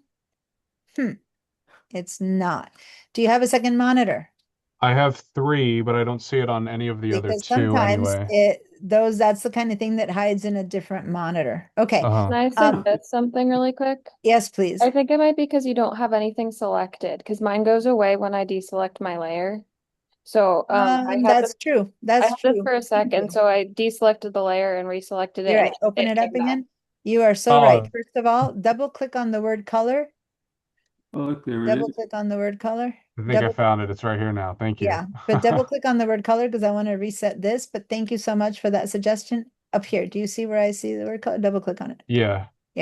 No, double click on it again. Sorry. There we go. So here are your layers. So why is this not showing up in your layers? Something's not right because you should be seeing this on your layers and I'm not seeing it. Like something is really not right. Double click layers. No, you have it. Okay. Well, double click, but no, it's there. Okay, you're right. There it was. Okay, so go ahead and leave that there for now. That's good. I'll show you how to manipulate these later, but right now at least you're seeing it. So yeah, one way to select it was doing that. I would recommend once again to turn off the show transform controls, and we're going to talk about that later if you really love them, and we'll see why to have them or not. But yeah, selecting the layer. I thoroughly appreciate, guys, when people have ideas that I don't have, and that was a great suggestion. Thank you, Marisa. All Yeah, right. thank you. No Yeah. problem. I want you to, I'm going to leave the whole screen open, right? That later I'll just choose Photoshop. But the reason I'm showing the whole screen again is because I want to show you the power of this window. The window, everyone go open the window wherever your window is. And I see, Margaret, you still have a no, so I'm going to give you a hand in a minute. But I want people to explore this window while I give you a hand. Any palette that you're not seeing, what are the palettes? These over here are available to you here. So say that you are trying to see your swatches. Well, guess what? Your swatches are here, but they're hidden. You could have seen them had you known. But what if you don't remember where to find swatches? You go to Window, you go to the word swatches, and boom, the swatches pops up. But what if you want to find something that's not here at all? You know that, it's not here. You go to Window, say that you want to look at your glyphs, whatever. You click on glyphs, the window glyphs pops up and installs itself in one of these columns. And now you can open and close it and use your glyphs. Don't even ask me what glyphs are or not right now. I'm just opening random stuff. Then you say, well, let me open the navigator, and boom. The navigator comes with two other tabs. So now you have the navigator and the histogram, and now you can turn it on and off, and that's where it kind of settles itself. Things that you open that don't have a existence in this workspace, you open them up from the window. And some of them sometimes open up loose, and I'm trying to see one of them that might open up loose. Nope, let me see. What I mean by loose is sometimes sometimes they don't pop in here. Sometimes they just pop in the middle of the screen. If so, and say that this had popped open in the middle of the screen like that, instead of in its nice little thing, then you would be able to just grab it from its name and pop it in there and put it away, so to say. Whenever one of those comes up, we'll practice. But that's basically the way you see the existing ones and the ones that you just opened up on your own. Okay. I don't care which one you're open right now. It's just opening stuff just for the sake of opening them and seeing that they appear over here. Okay. Now, if that has worked for you, play around, open stuff, see where they move. And now I'm going to help Margaret for a second. So play around with that window menu, and everything I'm teaching you right now is equivalent in all three programs. So this is kind of like giving you a once over for all of them. And once you know this, you know it for everything. All right, Margaret, share your screen. Let me see where you're at.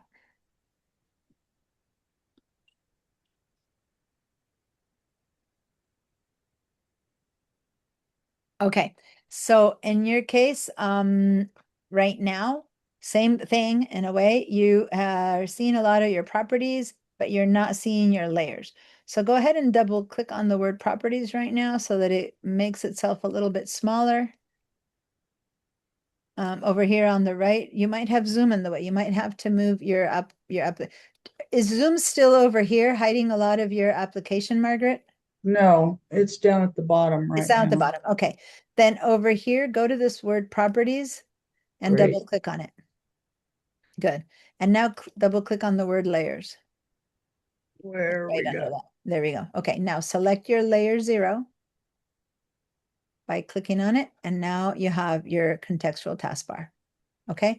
So for some reason, when you don't have something selected, there's nothing to work on. So then the tools to work on it disappear, and you need to select what you want to work on so that the tools to work on that appear.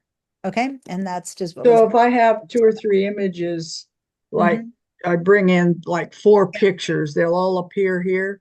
Well, that's a bit more complicated of an answer. It depends if you have them as separate, 4 separate images, or if you have 4 images, one on top of the other, on top of this place. So Okay. if they appear, if you have 4 images, one on top of the other, they would all appear here as layers.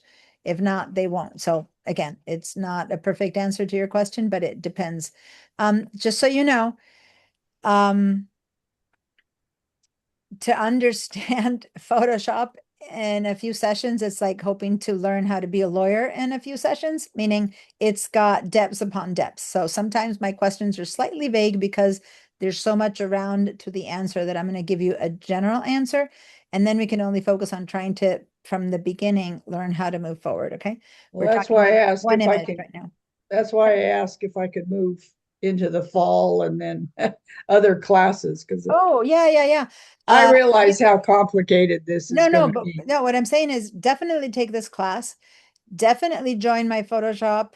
Other people also teach Photoshop. Definitely join my Illustrator. Just join all the different classes and then do them 2 or 3 times. By the time you're done, you're going to be an expert, but one class won't be enough is all I'm saying. Right, Okay. okay. So yeah, definitely you can keep going. All these classes can be taken repeatedly and and each time you learn something different. It's not like, oh God, I'm stuck with the same information. Rather, there'll be new stuff to learn each time.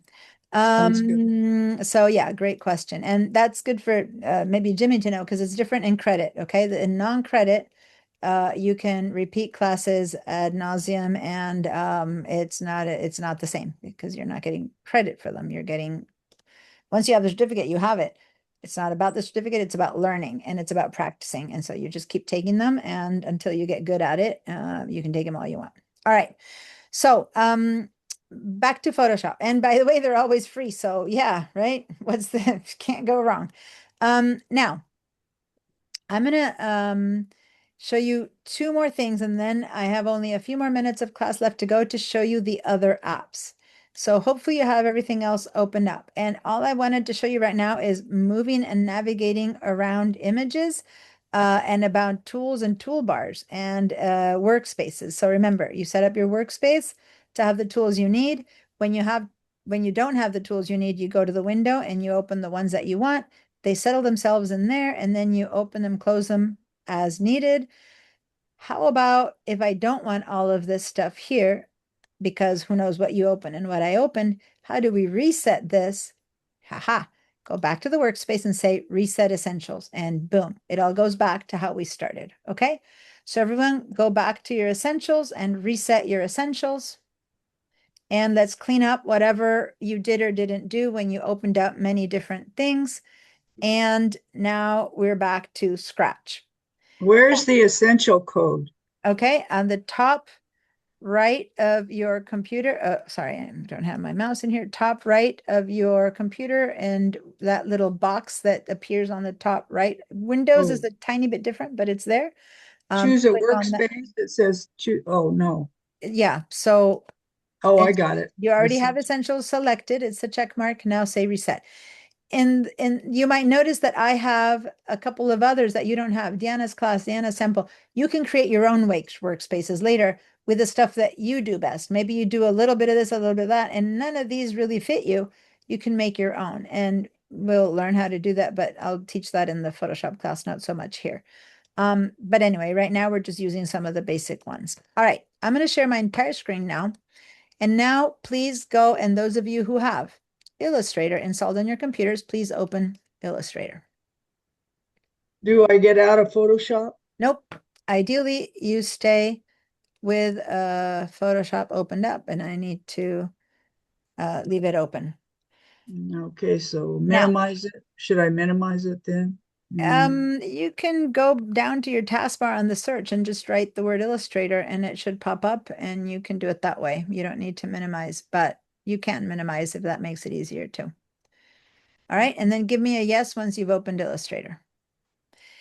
Now, by having you open both, I'm kind of forcing your computer to be able to handle both at the same time. And this is a bit of a place where you're going to decide whether you can or not. Your computer can handle or not. Now, inside of VDI for Juana, VDI can handle both. It sometimes has a bit of an issue with InDesign, But for the most part, it's about how good your browser is, because you're really using a browser and your internet connection, and that's really what makes you handle or not all the apps. It's not your computer. You can have a very old computer, and as long as your Wi-Fi is good and your browser is good, you can handle them. But for the rest of you guys, if your computer is old and you have them installed and it doesn't have enough power, opening more than one of these at the same time might be pushing your computer, and it might begin to kind of, get really slow or groan. If so, then close the other one. But right now, let's test and see, unless you know already that your computer can't handle it, then close Photoshop and open Illustrator. But for the rest of you guys, ideally, we're going to open both at the same time. I have a question. Yeah. Are all of these softwares on the pipeline, or are they on my No, you computer? just purchased them. They're on yours. Nothing has to do with pipeline anymore. This is you. You bought it, you installed it. It is your personal copy. Nothing to do with school anymore. Okay, for students. Now, But if you're when on I a Mac, open it, it's join hold on. now. Hold on. If you're Okay. on a Mac, the Mac is going to go, wait, you're opening a program that wants to see your photos. Is that okay? So it's constantly going to be saying this, and you're constantly going to be saying allow, allow, allow, because it's so careful with your privacy that it wants to let you say allow for you to go in. On a PC, that doesn't happen. Sorry, Margaret, I spoke over you. I just wanted to make sure that people keep saying allow so that they can open Illustrator. Well, what is happening when I type in Illustrator, then it goes to the marketing screen offering, all of it. I don't All know right, how so to then get go it. ahead and share your screen and I'll help you open it from the Creative Cloud. So the Creative Cloud is an app that got downloaded when you downloaded the Adobe Creative Cloud. And through that is where you open your apps. So your Creative Cloud app is right here. It's this little infinity symbol. So go to that Creative Cloud app. Where down is here your in where I can't- taskbar. Okay. Taskbar. Let It's me the move. one with the little infinity symbol and a bunch of colors. Ah, okay, got it. Click on that to open it. Okay. And then here you can go ahead and find your Illustrator and open it from there. It's not the most, what? You're scrolling down. I already had shown it too. Here it is. Hold on. There. Open.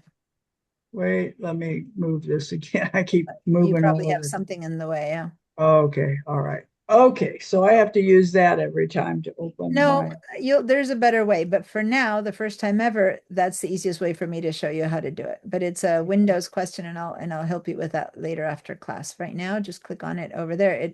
Go ahead and say next. It doesn't seem to be letting you start it until you say next and then say done, which is driving me crazy to ask you to do that each time. And now click on open. And it looks like it's opening. Okay. So you might need to now minimize the Creative Cloud up here to get it out of the way. And now Illustrator should be opening up in the background, I hope. Yeah, it's opening up. Okay, now I'm going to stop your share. And after class, don't leave when I say class is over, Margaret, and I'll help you figure out a better way to navigate your programs, okay? Thank you. All right, so here I am with Illustrator and Photoshop open.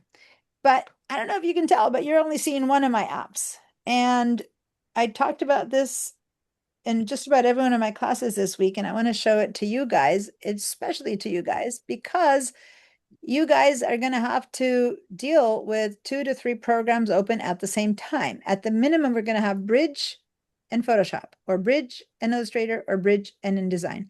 We're all going to have 2 open at a minimum, sometimes 3 or 4 if your computer can handle it.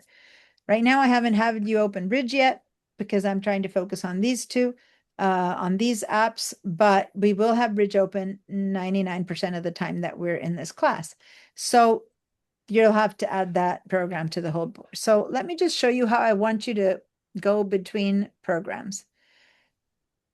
I want you to use your dock, which is this area of your Mac. Some of you have your dock on the left side, some of you have on your right side, but the place where the little icons for your apps are, that's where I want you to switch. Find where your PS for Photoshop or your AI for Illustrator is. And now we're going to switch between Photoshop and Illustrator. Photoshop and Illustrator. This is for Mac people. And it's as simple as that. You don't need to be moving everything. The one thing I don't want you to do is to go, I'm going to move Illustrator out of the way to see Photoshop, and then I'm going to move Photoshop out of the way to bring Illustrator, and then I'm going to do that, and then I'm going to put Illustrator down there to bring Photoshop. That will drive you, me, and every single person in this world crazy, and then you'll bring it in and you won't have your tools, and then you'll bring it down and you won't have your bottoms. Make sure that your programs are always completely visible and that you can flip between them by using your dock. Now, if you're on a PC, it's similar, except for on a PC, kind of fills your screen from the beginning with your program, but then from your dock, from your taskbar, and the PC it's called a taskbar, and you will go from AI to Photoshop, but on your taskbar. And if you don't see how to do that, give me a no, and I'll have you share your screen to show you how to do it on a PC, because I don't have that to give an example of. But everyone else, give me a yes if you've been able to switch between programs without moving them around or opening and minimizing and closing, just using your taskbar. Give me a yes if that's working. Give me a no, and share your screen if I need to help you. It's predictable. All right, share your screen. Well, at first, when you're learning how to work on this stuff, don't worry, it's fine. I had them both open, but I couldn't get them. Yeah, so now share your screen and I'll help you with that. So now go ahead, and you're seeing Illustrator and it fills your screen. This is typical of a PC. Now say that you want to see Photoshop. Go here to your taskbar down there and click on the PS for Photoshop. Down here on your taskbar. There, now you're seeing Photoshop. Now go back to seeing Illustrator by clicking on Illustrator right there. There you go. See how simple it is? You didn't have to move anything. Now, if you want to use your Creative Cloud to open later InDesign, go to this little icon and click on the Creative Cloud. Good. Now you would open InDesign, and then when you're done, but see this one, haha, see, that's the problem. Wait a minute. See how she can't see her taskbar anymore? I don't know if you can tell. On top of that, you can't even close this or not close this because why?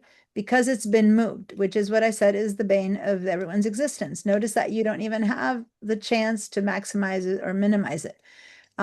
So when you get into this situation, you can't get to everything. It's because you moved it. So go up to this part that's red, in any part of the red, drag it a little bit to your left. Click and drag it to your left. Click and drag the Creative Cloud a little bit to your left. It's not working. It's kind of frozen. Are you frozen? Well, I'm moving the screen now. I don't know if that's what you want or not. I'm not seeing it. Sometimes the Zoom freezes it. I want you to be able to make this window smaller so that we can yeah. Now click on this one here. That right one here. Yeah. Okay. One Well, time. that's bigger.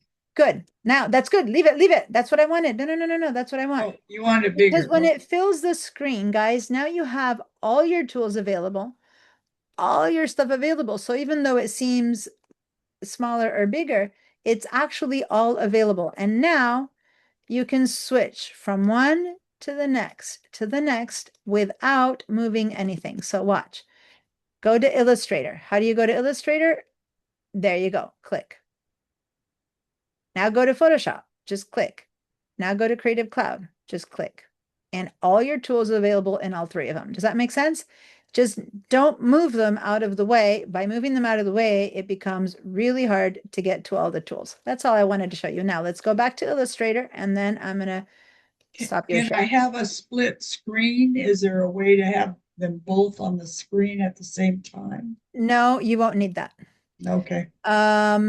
Rarely do we need, there's few occasions when you need something like that, and it's much more of a headache than is worth it. So don't bother with that.